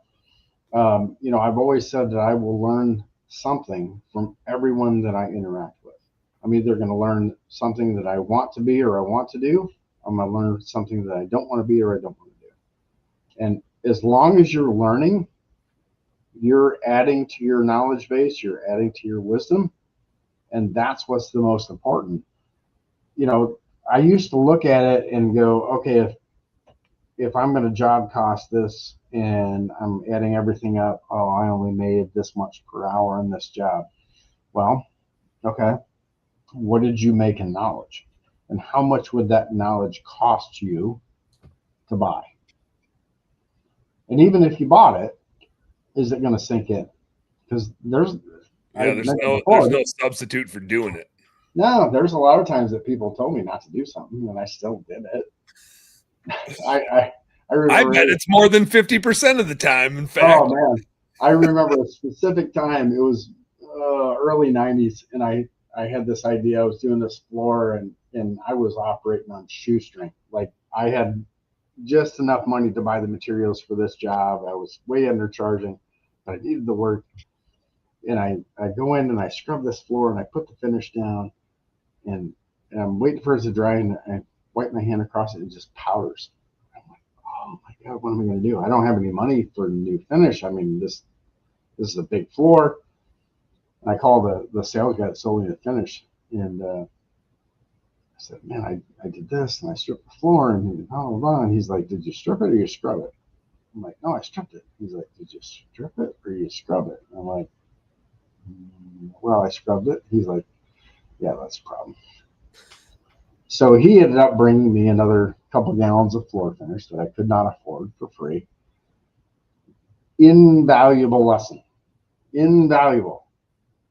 Even though things have changed a lot with flooring in that period from then till now, listening to what people say. He told me early on, now make sure that you strip this floor and then put the finish down. I did not hear that. Clean the floor. Clean the floor. Yeah, clean it, finish it, make it shiny. That's all I heard. And so from that point on, it's like, okay, I need to listen to everything everybody's saying, even if I don't think that it's of value to me right now. I need to listen to that, because you might be years down the road and it's going to benefit me. So I always try to do that. Do you know Steve Rinella, Meat Eater Podcast? Have you ever listened to that? No, I don't. So he's a big time like conservationist, and Meat Eater is all about hunting and fishing stuff, but it's all about public lands and conservation, and big time towards that movement. And is a total redneck outdoorsman. It's like my jam. And he has one thing that he's a total redneck, but he's like a PhD author. So he just has this weird way of saying redneck things, but saying them intelligently and like stringing them together really well, like to articulate a story. It's fascinating. Like I listen to his podcast, have to like hopefully make me a decent podcast host based on like how to present ideas and bring ideas together. But what he addresses a funny thing, which is he has made the personal like vendetta, I'm going to change this of, and this is the thing we all do, which is when somebody says something that you don't understand or don't hear perfectly, we all have a propensity to be like, yeah, uh-huh. And he's like, I'm never doing that again. I'm going to stop him and I'm going to say, I don't understand. And I'm going to keep saying I don't understand until I understand. And if that takes 10 times for them to explain it to me in a way that I can understand, like I'm done pretending. I'm done pretending that I know what you're talking about. I'm done pretending that I heard what you said. I'm just like, I'm going to, if I have to annoy you to death to make sure I understood what you heard, I'm dedicated to listening and figuring it out. And I'm like, man, it's funny because we all do it. We all do it. And it's and to some degree, it's our nature because we're the ones that people look to for the answers. So for us to go, I don't understand. It sounds bad, right? Like we're supposed to understand every word that everybody says 100% of the time. If we needed to explain, that's fine. Tell me more, give me more information. And it's really a better example that we're setting for business partners, employees, customers. I don't, again, what I said earlier, I don't know all the right answers, but I know where to find them. I know that, well, based off this, if I had some, and my wife is a controller at her day job, she's bookkeeping 100%. She's pro advisor for QuickBooks. I mean, she's super smart. She knows some numbers. Oh yeah. She is an absolute numbers whiz. I am anti-numbers. I am the operations guy. I go get it done. So she came back a few weeks ago, and I told her, I said, I really need to dial down on job costing. I said, I used to do this all the time in the janitorial business, but I really need to dial. She immediately, almost instantly in my mind, comes up with a spreadsheet. Here you go. All we got to do is put 3 numbers in, and we'll know exactly put this where here, put that there, and then it does the rest. So I'm like, okay, wonderful. Here's the numbers for this job. Where are we at? Seconds. Okay, great. Yeah, if she didn't have an answer to something, now I can call Dan. I can go, hey, numbers guy, I don't this? I don't understand this. Can you help me with this? You're going to come to me and go, yeah, here, let me help you with that. Yeah. So it's the relationships that we build. It's the knowledge base that we have, that we can bounce all of that back and forth so that we can come up with an answer for a customer. So again, it would work the same way. If you had if it was you or if it was a friend that said, hey, I got a buddy that's in window cleaning. He doesn't know how to answer this question. Can you help me? Yeah, 100%. Here you go. Here's the answer for that. That's the positioning. We're positioned with the knowledge that we have, with the people that we know, with the resources that we have. And that's where it kind of all cycles back to what I was saying, that we have to take care of ourselves. We put so much pressure on ourselves as business owners that we have to have the right answer 100% of the time instantaneously. And it's just never going to happen. It's just not going to be there. Rely on the people that's around you to be able to support you. You know, like personally for us, our friend circle is very small. It's very targeted. We have very, very specific people that are in our lives. And it's not because we want to exclude people. It's just hard. It's a lot of work. It is. They gotta be sharing kind of the same lifestyle, or you just don't have enough in common to like, or at least understand. You know, like if we have plans and we're all going to go out, we're going to have some fun, we're going to have some drinks and dinner. Hey, we got to work. If they're the kind of people that are like, you know, fuck the man. You don't have to do this shit. Okay, well, that's not how that works. Yeah. No, like, no, not that kind of work. Like our work, like the work we created for ourselves. Exactly. If it's like, nope, we totally understand. Do what you need to do. We'll do this again another day. Yeah. So that's the people that we surround ourselves with. So, I mean, everything really comes full circle, and it's how you position yourself mentally. I think is the number one aspect that you have to focus on, that we tend not to, because again, we're supposed to be the people that everyone else focuses on and that comes to for answers. But we have to take care of ourselves. We need our sleep. We need to have uh, good a diet. We got to take care of our health. Whatever diet that you prescribe to. For my wife and I, it's been for the last 6 or 7 years keto, carnivore. It's changed how we deal with everything, and it's been a positive for us. I'm not saying that everybody has to do that, but whatever that is, focus on that. So there's times that we'll go to customer events and they're like, oh, we got pizza for everybody. No, thank you. No, we had somebody that was over not too long ago, and they just didn't do enough preliminary information, I guess, gathering, and they brought donuts. It's like, okay, well, thank you.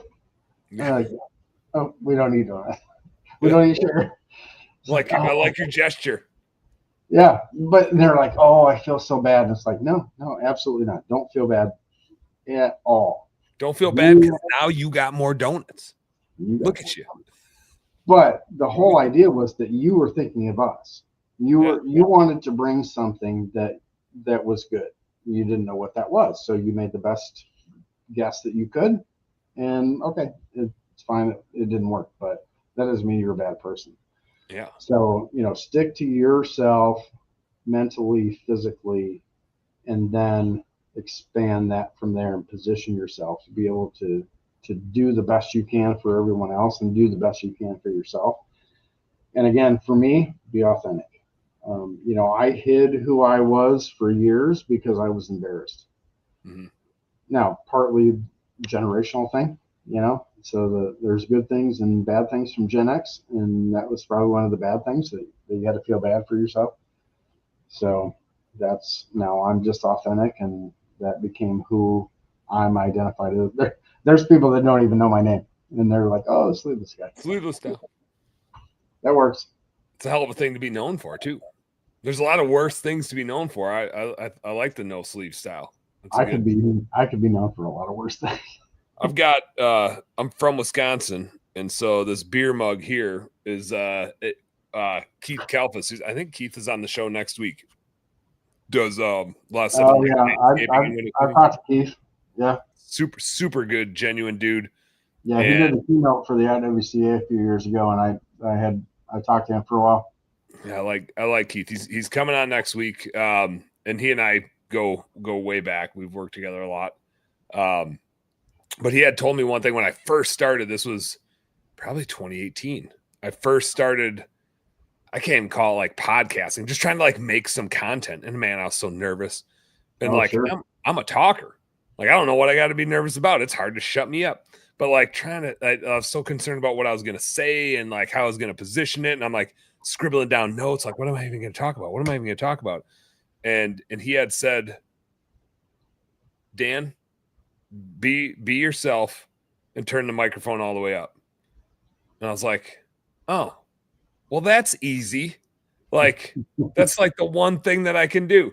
And I, in the moment, I took it in terms of the podcast of like, okay, what I want to do. Like, if I'm the listener, the podcast I want to listen to is people talking about business stuff, interactive, with Darlene checking in and Taylor checking in. And man, Darlene had a lot of comments here. There's more in here. Scotty's checking in. Like, I want the interaction. And my favorite business conversations usually happen at a bar after an event, like a lot of my best relationships and like the knowledge that I gain when I go to events isn't in like the session necessarily. I might like go scribble some notes down, but it's like having a beer with somebody after the thing and like building a true relationship. Yep. I was like, that's me with the microphone turned all up. Like, how do I do that on a podcast? And so it's like, this is us sitting at a bar. If we sat down at a bar, you're drinking some old fashions, I'm drinking some Busch Lights, and we're going to have this exact same conversation. And I want to let everybody else in on it too and have some fun with it. And it was so influential when he like said that to me, of like the vision for how I can do this and how I can make it fun and entertaining. Like, if you're going to host a podcast every week, you better also like it, or it's going to be hard to keep doing it every single week. Oh, sure. And when I had to restart my bookkeeping business, like I grew a 20 plus person bookkeeping firm and then had to like give it all up and restart. And I like revisited that info he shared with me, the lesson he shared with me. I was like, oh, I just got to be myself again, right? I got to stop trying to run these other people's business. I'm going to put a fucking swear word in here. I'm going to put a beer mug in here, and I'm going to let everybody know that, yes, we're doing some bookkeeping and we're really good at it, and we're going to have some fucking fun. It doesn't need to be boring in what you think bookkeeping is. Like, it's going to be different. And that's the way it is. And if you don't like it, that's cool. Just don't be our customer and don't come work for me. But if you do like it, it's going to be way better than any bookkeeping you've ever had. I know that. Well, authentic. I mean, there's so many things out there now that if however you want to feel in the moment, if you want to feel bad, if you want to feel good, if you want to feel happy, if you want to feel sad, if you want to feel triggered, whatever it is, you can go find something. My whole process was it just be authentic. And I guess that was my turning point, when it's like, okay, I'm not hiding who I am. My scars are my story, and they shape who I am, sometimes physically, sometimes mentally, sometimes psychologically. Mm-hmm. And when we talked about me coming on the show, I'm like, I asked you, is there a script? Is there a process? Is there any, like set way things that you want to talk about? And you're like, nope, whatever comes out, comes out. I'm like, perfect. Hell yeah. That's my kind of podcast. I can prepare stuff. I can have things ready if we want to talk about something specific, but a lot of the things that happen with podcasts, which I believe happen in life and happen in business, are organic. And those are the best things that happen to you. The best customers that we have came organically. We just got a customer last month that wants residential, monthly, interior, exterior window cleaning service. Unheard of in the States. Yeah, that's quite the package. I'm like, how did you hear about us? And she's like, I asked a girlfriend and she found you. I'll have to even figure it out, but this is what I want, and I couldn't find anybody. I'm like, well, again, clearly we're doing something right. So we just invested in somebody to redo our website and do blogs and do a lot of the SEO stuff. Well, something's working. I don't know what it is. I don't need to know what it is. That's not my area of expertise. All I know is that I'm gaining monthly customers in residential that are paying ungodly amounts of money to have their house pristine every month, every week of the year. Okay. However you want to spend your money.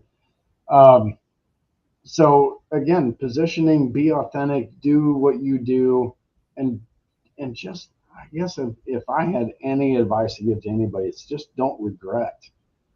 Because somebody told me years ago, when you go back to the past, you're almost never going to come away with something positive, because either you're going to remember something that you don't have that you wish you had, or you're going to remember something bad that puts you back into that spot.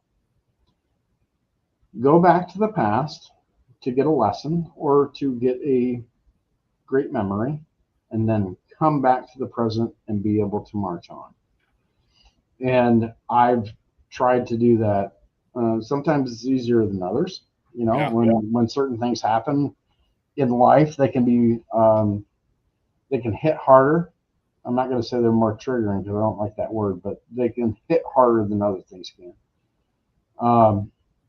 But how you interact with that, if you go back and you just want to sit there and wallow in something that can never be changed, you're not going to go anywhere. You're going to be mired in that spot. And we have just chosen. We've not had. We weren't given a golden spoon. My wife and I we were never handed all this great stuff. We made the best of what we had. And where we're at now is amazing. You know, we were just talking tonight before I got on here. She went to bed about the Hawaii vacation, and she's like, I don't regret anything in my life, and I wouldn't change a single thing. We have an amazing life. And again, we're not wealthy. We're not sitting back. We don't ever have to work. We're doing good things, but we're helping other people. We're building relationships, and that's what means the most. And that's what helps us internally be able to project that to other people. Project that smile. You never know who's going to see that smile. You just never know. Man, that like moment in the grocery store, it made me reminisce about when I had my first kiddo, and my mother-in-law, like at the time, this is just it's a thing only somebody like you or I would do, Kevin, which is I was leaving the corporate world. Yeah. Like this was Labor Day weekend. My wife had just gotten her job at 3M, and I was leaving Cargill in the Twin Cities here. And so like Labor Day was my cutoff date, basically. My wife had just finished her MBA program, started a new job, had our first baby. Like this was exactly like 9 years ago. Had our first baby and bought a new house. But in the transition of selling our old house to buying our new house, we lived with my in-laws. Like we lived with my in-laws when we had the baby. We were living in their house. And then with the house that we bought, there were walls we wanted to take out. There was like, we wanted to paint the whole thing. It had like total 80s brown sponge paint like everywhere. And it was a year project, and I'm a cheap ass. And I also, I mean, like I'm an accounting dude. Like I like to work hard. I like to clean windows. I like to scrub toilets. I like to build. I'm not the handiest of all dudes, but I like to try to be. Like there's so much pride and joy in like building stuff. And so we took on a lot of the construction stuff ourselves. And so for like a year, amidst all these things, we also were living with my in-laws, and like 2 nights a week driving up, and she would watch our baby, and we would drive up and like work on the house. And just like, I mean, just like poured gas on the fire of like no sleep, and just like grinding too hard. And it's just like, it's amazing when you look back at like all the shit that you can put yourself through, and just like what you can actually endure. And back to the smiling in the grocery store. I remember I was just like, I was feeling sorry for myself. Like, what did I do to myself? Right now, I look back, and in the moment, it's always way harder than it is when you look back at it. Now, it's just like, man, I'm glad I put myself through that. Right, like the challenges. But I was having just a rough day. Like 2 out of 5 cleaners that I had didn't show up, and I was out cleaning, and then something went wrong in this business, and my business partners were mad about this thing, whatever it was, and whatever was going on with the baby. And I remember my mother-in-law came home and was like, man, I take this girl out, Danny, and just like, it's a chemical reaction when you walk through the grocery store with her. Everybody's smiling. She like there's just and this hasn't changed. I actually had to send her out of the room tonight because every time I podcast, she like wants to be here. Like, like Danny, just like you don't need to like guest host every episode. It's past your bedtime. You got to get to bed. But she like would light up the grocery store because you couldn't walk past her. Like she just like the goofy baby, right? And and like even just like secondhand getting the news from my mother-in-law like changed my day because I can just picture it, right? And you talked about facial expressions earlier. You could probably see it on my face. You telling that story like lit me up because I can just fucking picture you like frowning and just mean mugging and walking through and just like that grin, and it changes everything, man. Because it's so we all do it. And that's, I guess, what I love about psychology so much is it's always a constant. It's not something that is only us. We tend to look at it that way. Like, if I'm in a bad mood, I'm the only person that fucked up today. I'm the only person that didn't do this. I'm the only person that didn't make the good decision. No, everybody else in the world didn't do something right. If you're watching Facebook or you're watching Instagram, you're only seeing the highlight reels. Everybody else had the same day that you did. It's just not on the same level because we've taken on more responsibility. Mm-hmm. And therefore we have more responsibility to other people. So we have the authority, we have the responsibility, we have to put all that together. And so we tend to put more pressure on ourselves. But everybody else has the same thing. So that's why that resonates with you. Yeah, I guarantee at some point, whether you knew it or not, you were thinking about yourself going, oh, what was my facial expression on this day or this time? I know there's times where I'm marching through there on a mission to get in and out, and I look angry for sure. Sure. And here's the thing. The next time that happens, you'll think differently. Oh man, I'm gonna be cheesing. I'm gonna be walking down, picking up some black olives. Just cheesing it, man. Smile.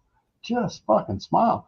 And that's where I think that we have that ability. I don't think it's a responsibility. I don't think it's an authoritative type of position. We have the ability to shape other people because they look at us. They see us on podcasts. They see us on social media and they go, hey, this person looks like they really got it together. And that's why I love telling my bad stories. I failed at business. I've screwed them up. I'm not 100% effective 100% of the time. So this is real. And what can I learn from this? And this is the kind of things that you're like, oh shit, man. Yeah, there's times that I walk through a grocery store or I'm walking through just in life just going, Oh yeah, you're just reliving like shit in your head that isn't helping at all. Yeah, and here's the thing. You cannot be in a bad mood if you have a smile on your face. It's impossible. It is absolutely psychologically impossible to be in a bad mood if you have a smile on your face. So smile. And you're gonna be like, I want to be in a bad mood. I hate everybody. It's hard to do. Smile. It's hard to do. You can't hide it forever. I'm going to smile at somebody today. And sometimes people smile back and sometimes they don't. But the whole idea is that you're just projecting that. And again, whether to the degree that it affects us, I'm not sure I agree with everyone, but positive and negative energy affects us daily. Oh man. Every minute of every day. And it can affect us personally. It can affect other people. If for no other reason you want to go out tomorrow and go to the grocery store and have a positive effect on someone else's life and put on a smile. I don't even need groceries. I might just go walk around and push a cart around and just start smiling at people. I might not even buy anything. Hey. That's a lie. I'll probably leave there with a 30 pack of Busch Light. But other than that, might not even buy anything. Whatever works, man. It just wherever you're at in life, and I guess that's the thing that I came to this whole authentic side of me, where I'm just going to embrace who I am, and I'm not going to be afraid of that. Wherever I'm at, I just want to make a difference, and I may not know the difference that I'm making in the moment, but later on, someone is going to come back to me, and the longer that I do this, the more podcasts I do, the more classes I do, the more business coaching I do, and personal, the more people that come back to me and say, hey, man, what you told me 10 years ago has shaped my life. And it might have been just a simple phrase. It might have just been something that was really innocuous to me that I didn't think really meant that much, but to them it meant everything. And we have to then bring that back to ourselves where we're okay with giving ourselves those affirmations, that it's okay to be proud of what we're doing, even if it wasn't perfect. Yeah. Positive affirmation can make a world of difference. And because we have people that rely on us for those affirmations and sometimes knowledge, it means a little bit more if we're those positive people. So somebody can screw up and we might have the opportunity to go, yeah, you screwed that up. Or say, I've done the same thing. Here's what I might do to change that. Make all the difference in the world. One thing I've really, I got this coaching back when I was in the corporate world through like some 360 peer feedback in a leadership development thing. And then since then, I've been really jealous of how good my wife is at this, which is like I move fast and I have emotions, and my emotions get wrapped up in my actions a lot of times. Like you will feel what I'm feeling based on how I'm interacting, because like it's part of how I'm coming at you. Or at least it used to be. I think I'm getting a little bit better, but like you would know where I was at. And I made a point to make sure people knew where I was at, so that I wasn't like a surprise to them. Like I don't think people like surprises, but I would express my emotions, and I think we all have emotions. I don't think that's a bad thing, but the leadership training I got was, instead of expressing them, tell people. Like instead of being angry, tell somebody, hey, I'm kind of angry. Or instead of being frustrated and letting somebody feel your frustration, just tell them I'm pretty frustrated right now. And the reaction you get when you name it and you tell it is so funny, because instead of like, if you come at somebody and you're angry, the only thing you're going to get back is anger. Like somehow we're all wired that if somebody comes at us with positivity, we bring them positivity. But if somebody comes at us like accusatory or with negativity, our reaction is pretty much always like the old Newton's law, right? Like equal and opposite. I'm coming back at you. It's always fight or flight. It doesn't matter what it is. Yeah. But if you express to somebody and instead of like giving the emotion at them, like you name it and you tell it to them, they immediately want to help you. Yeah. They're like, oh, I'm so sorry you're frustrated. Like, let's see if we can figure that out. Versus if you just express your frustration at them, they're like, well, I'm gonna get defensive and like be frustrated with you. And my wife is like, like you get the Sunday funk every once in a while where you're just like in a mood and you can't especially put a name on it, but you like know you're in a mood. My wife is so good at being like, hey, I don't know why I can't, like, I've self-assessed and I have no idea why I'm in a bad mood. There's no logical reason for me to be in a bad mood, but I do know that I'm in a bad mood. And so I want you to know that, just in case you get the sense that I'm in a bad mood, it's not towards you. It's just because I am. That's all. The end. And I'm like, I'm so glad you told me that, because otherwise I thought you were mad at me. And I was trying to figure out what the fuck I did wrong around here. And it turns out you're just being a human. And I like now, instead of us having this back and forth, like trying to dodge around whatever this mood is, now I'm like empathetic towards you. Now I'm like, oh, do you want me to take the kids? Do you want to go take a nap? Do you want to take a bath? Like, is there something I can do to help you? Like my reaction is totally different to how she's coming at me. It's crazy. Oh, yeah. No, it sounds like that we're very similar in how you and I interact and how our wives interact, because that is exactly how Celeste and I would approach a situation where she's kind of apprehensive about it, but she's like, I'm kind of not feeling great right now. Here's where I'm at. And I'm like, okay, I'm just happy I know, because I don't have to guess. I'm a terrible guesser. Yeah, I am always going to guess to the negative and think that everything is fucked up and everybody's wrong and I'm at fault for everything. So yeah, you just tell me, and if there's nothing that can be done, okay. So we're just going to go about life just a little bit less stressful right now. We were talking before I got on a podcast tonight, and I said, "Oh, we got to figure this out and this out." And she's like, "Yeah, but not tonight." Thumbs up. Not, Yeah. Permission. We not don't need to tonight. solve that tonight. We will figure it out. We'll figure the numbers out. We'll get to the bottom of it. Not tonight.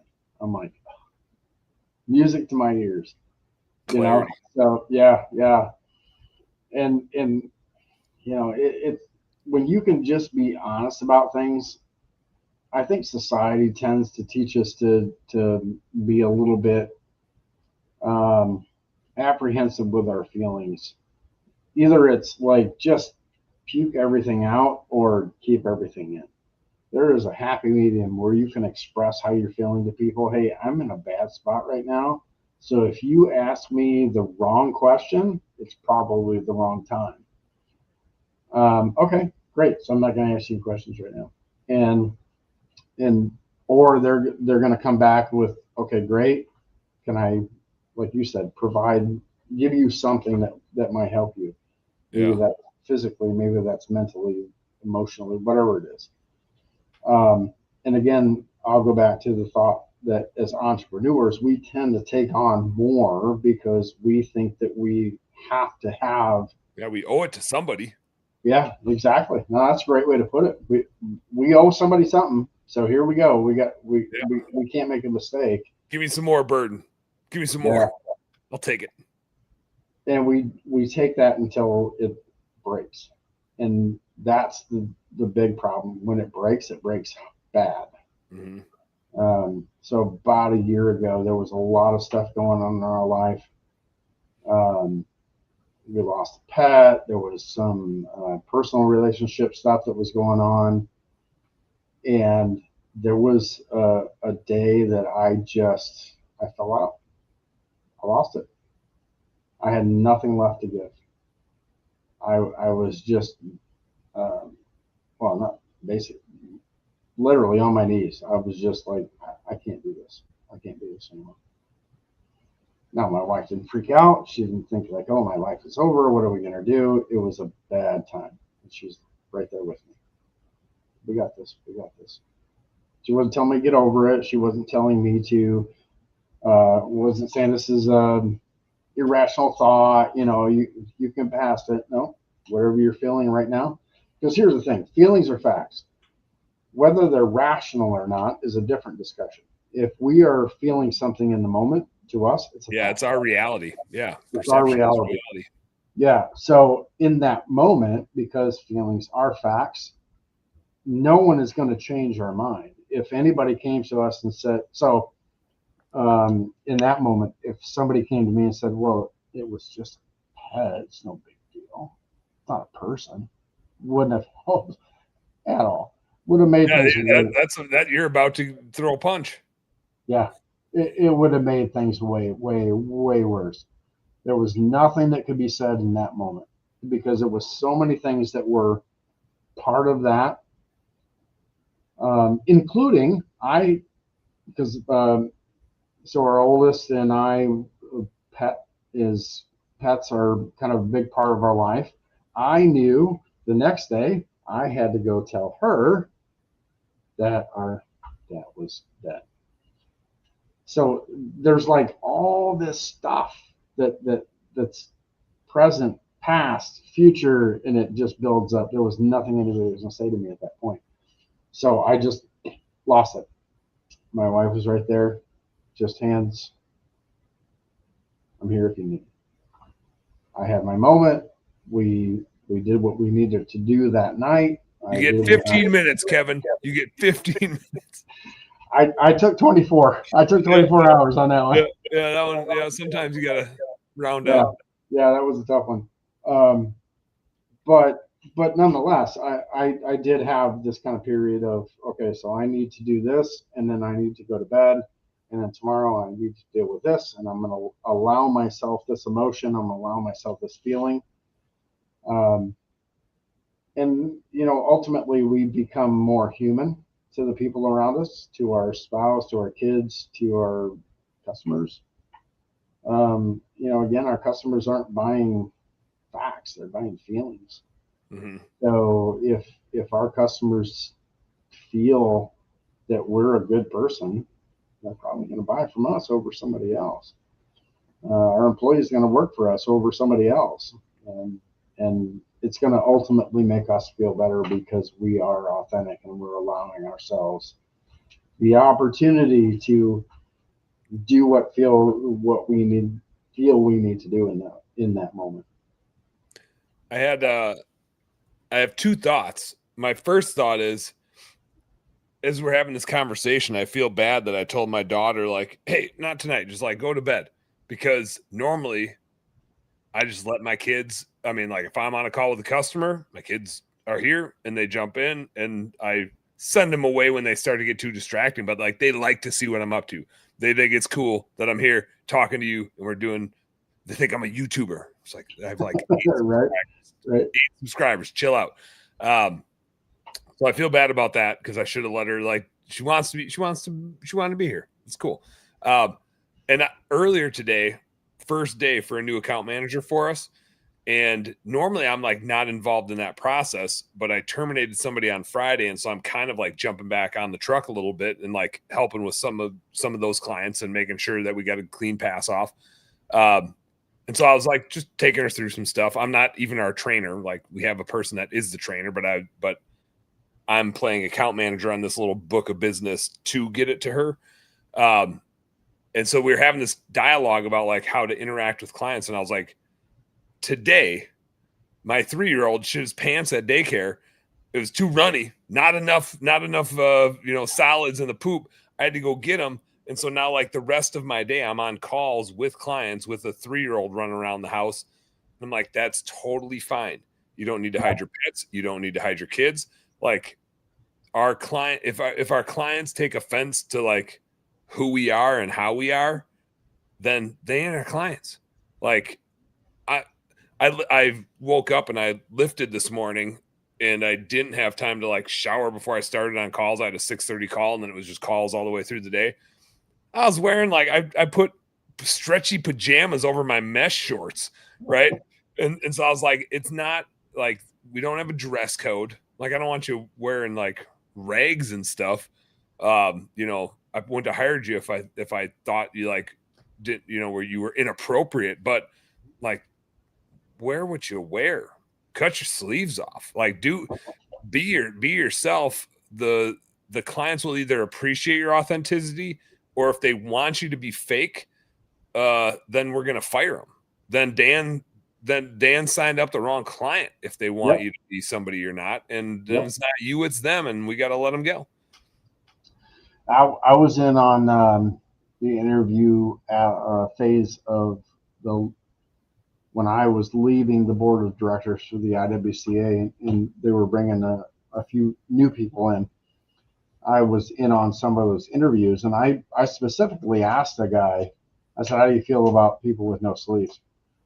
And it was kind of a joke, but kind of not. And he's like, well, I wouldn't hire anybody in my company that way. We have a dress code and I feel that it wouldn't be appropriate. I'm like, okay, that's fine. That's your company. How you deal with things in your company is your business. Do you have a problem with me? Because I don't, and I'm on the board with you. It's like, no, it's how you do you, and that's fine with me. Okay, so we're fine. So yeah, I mean, a lot to authenticity, and again, I would just say don't regret, because you say, oh, I shouldn't have done this. Yeah, well, now you know. So next time, just you have your kid on, and you're like, hey, appreciate the lesson. Don't regret learning. No, why would you regret learning stuff? No, I mean, I would say my biggest fan is our oldest. I mean, she's 29. She's out working right now. She's making the business money. And she commented earlier, and it's like, okay, that's one of my biggest fans. And if she wanted to come on, or if there was something that she needed to say, Yeah. So you're going to get the both of us tonight. And if somebody said, no, it's just you. Okay, well then off with you. That's just not how it's going to work.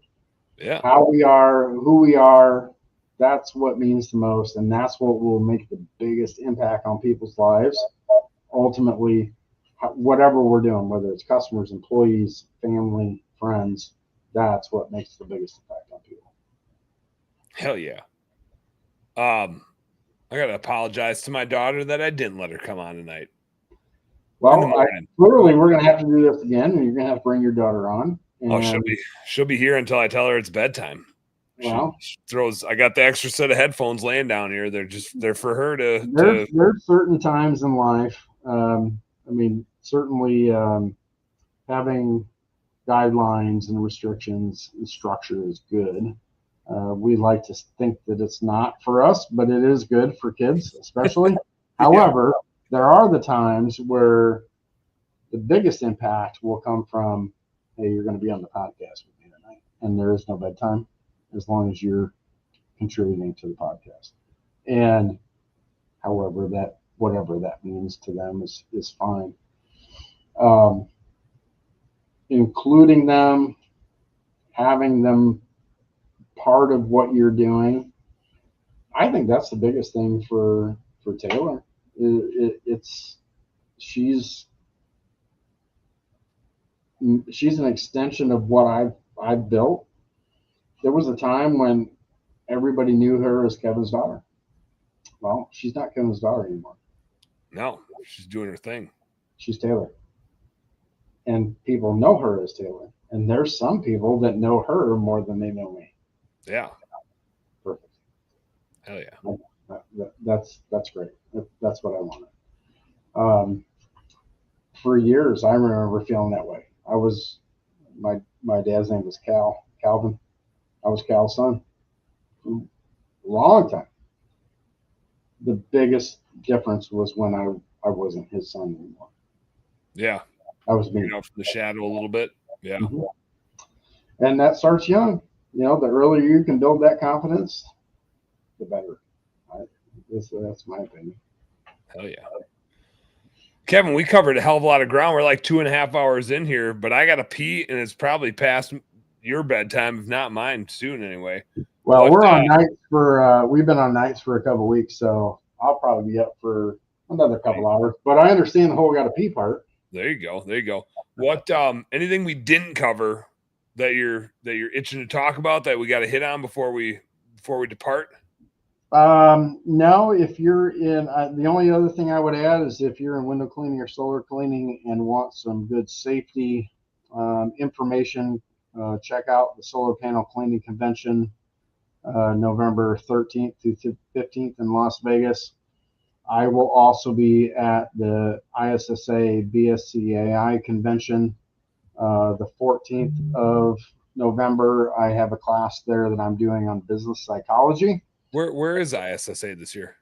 It's at Mandalay Bay. Okay. In Vegas. So it just so happens that we're staying at Luxor, and one of them is at Mandalay Bay, and one of them's down in Henderson. So I get to toggle back and forth. Bounce around. Darn. Yeah, darn. I gotta move around Vegas. But yeah, so if you have any questions on that, feel free to check me out on Facebook, Instagram. I'm the Sleeveless Guy. I'm Kevin. Great information. I've been pushing safety for a long time, and we're going to have a lot of great information. That's probably where I'm at most passionately now with the solar window cleaning industry is talking about safety, making sure everybody is doing what they need to do in the right way. Mm-hmm. But again, business coaching, I'm going to be doing, again, my stuff is based in psychology. I love it. It's helped me the most. So that's how I'm going to try to help other people. So hell yeah. You don't know this about me and my businesses, but we had a fatality via water-fed pole electrocution in our window cleaning business 4 years ago. It was devastating, man. It was like, and we thought, and it was like a number 2 dude, and it was like our safety dude. Yeah. It's our safety dude. It just was, and he was like 24-year-old kid. And that's what we're basing all of the stuff that we're doing on. I met Jason Knight, who was the guy that we know of is the only person that has survived a water-fed pole electrocution. He was in the UK. I met him at IWCA in February. There's a safety article that I did with him that's coming out in the American Window Cleaner magazine in November. So I highly recommend you check that out, whether you're in window cleaning or not. Great information from him, how we can continue to be safe. And I added the psychological aspect of safety, how that a lot of times psychologically we discount safety for various reasons. And there's psychological reasons that we do it. So I kind of break that down to try to help us understand how we think and why we need to change that thought process. But yeah, I mean, it's what I talk about in the article. For the IWCA, we used to focus on rope descent as the most dangerous part of window cleaning. And in 2024, when I left the board, there were no fatalities from rope descent. There were 5 from water-fed pole. So it's something that we've got to talk about. We've got manufacturers at the solar panel cleaning convention. I am doing a panel discussion with at least 4 different manufacturers. So we're eliminating the competition part of it, and we're bringing the manufacturers in to say what do we need to do as far as safety is concerned, and how do we improve. So we're kind of cutting through those barriers. Using the solar aspect of it, and we're just hoping to make a difference. Man, it's impactful, and like I said, hits home especially hard because you think you're doing everything right, and you think you've got all these safety processes, and you're doing safety meetings, and then the guy who's running them gets smacked. There was like in hindsight, I should have never been out in the field cleaning anything. I wasn't qualified. I didn't know what I was doing, but I was always the first line of defense, right? There was one time we were like busy in our Cincinnati location. And so I flew out for a week to go like help our dudes out there and like build relationships and stuff. And I remember we were doing a house wash or a roof wash. I don't even remember why I had a pole or what the reason was. And I hit a wire with it, like going to the house. Nothing happened. I don't know if the wire was dead or if it was just like a telephone wire or what it was. And it was enough that I obviously remember it, but it never like hit home until Tyler passed away. And I was like, holy shit. Like that was maybe like I've done some stupid shit and I've had some close calls, and that was probably the dumbest. Like at the time we had 2 kids, now we have 3. That was probably the closest I've ever been to getting smoked, and the dumbest thing. Like obviously it wasn't intentional. I was just like walking around the house with something to like get from point A to point B. Didn't even look up, and I like obviously knew the wires were there. Like we had walked around the house 10 times before that, but I was just going to do my work over on the other side of the house and was just trudging. And man, who knows? I could have been 1 inch away from getting zapped. Well, and that's what we're trying to talk about the most is it's awareness. We've all done this for a long time, and we never thought anything could happen because the water-fed poles were safer. You didn't have to get on a ladder. You didn't have to get on ropes. You're on the ground. You're safer. Everything is better until it's not. And I did an episode on the Squeegee Life podcast a few weeks ago, and it was based on, we talked a lot about, there was a video going around where it showed from a ring camera a guy getting electrocuted with a water-fed pole. And the whole point that we talked about was that guy was probably thinking about the rest of his night. He was going home to see his kids. He was going home to see his wife. He was going home to have a nice meal with his family, and it never fucking happened. And it wasn't that he was doing anything reckless. He wasn't climbing a ladder in a dumb way. He wasn't. He was just like, hey, I'm going to get this last window done, and bam, that was it. And that's where we all have to really think about things where the safety aspect of it, even if you're a single owner operator, most of us are not doing JHAs. Most of us are not doing a walk around the house going, where's the electrical lines at? So you got lucky because you probably hit a phone line. You hit a cable. Yep. Cable line. Okay. Well, great. But got lucky once. What if it had been a line coming into the house, an electrical line that had a break in its installation? The results would be catastrophically different. And so that's what we're trying to do with that panel at the Solar Panel Cleaning Convention, what we're trying to do on a lot of the podcasts that we're doing. WCR and Zero have been super helpful. They've came to me and said, hey, what can we do better? They're a big window cleaning supplier, manufacturer. What can we do better? Steve Williams, my business partner for the solar panel cleaning side of it, we actually stopped there on our way back from a job in Connecticut earlier this year, and we talked a lot about, how can we improve things and what's the best way that we can do it. So having that discussion with everybody and just getting more awareness. I was on a podcast earlier this year with gutter maintenance, gutter installation people. Yeah. Because they were a gutter installer, but they were doing Christmas lights, and they got too close to a power line in it, and they died.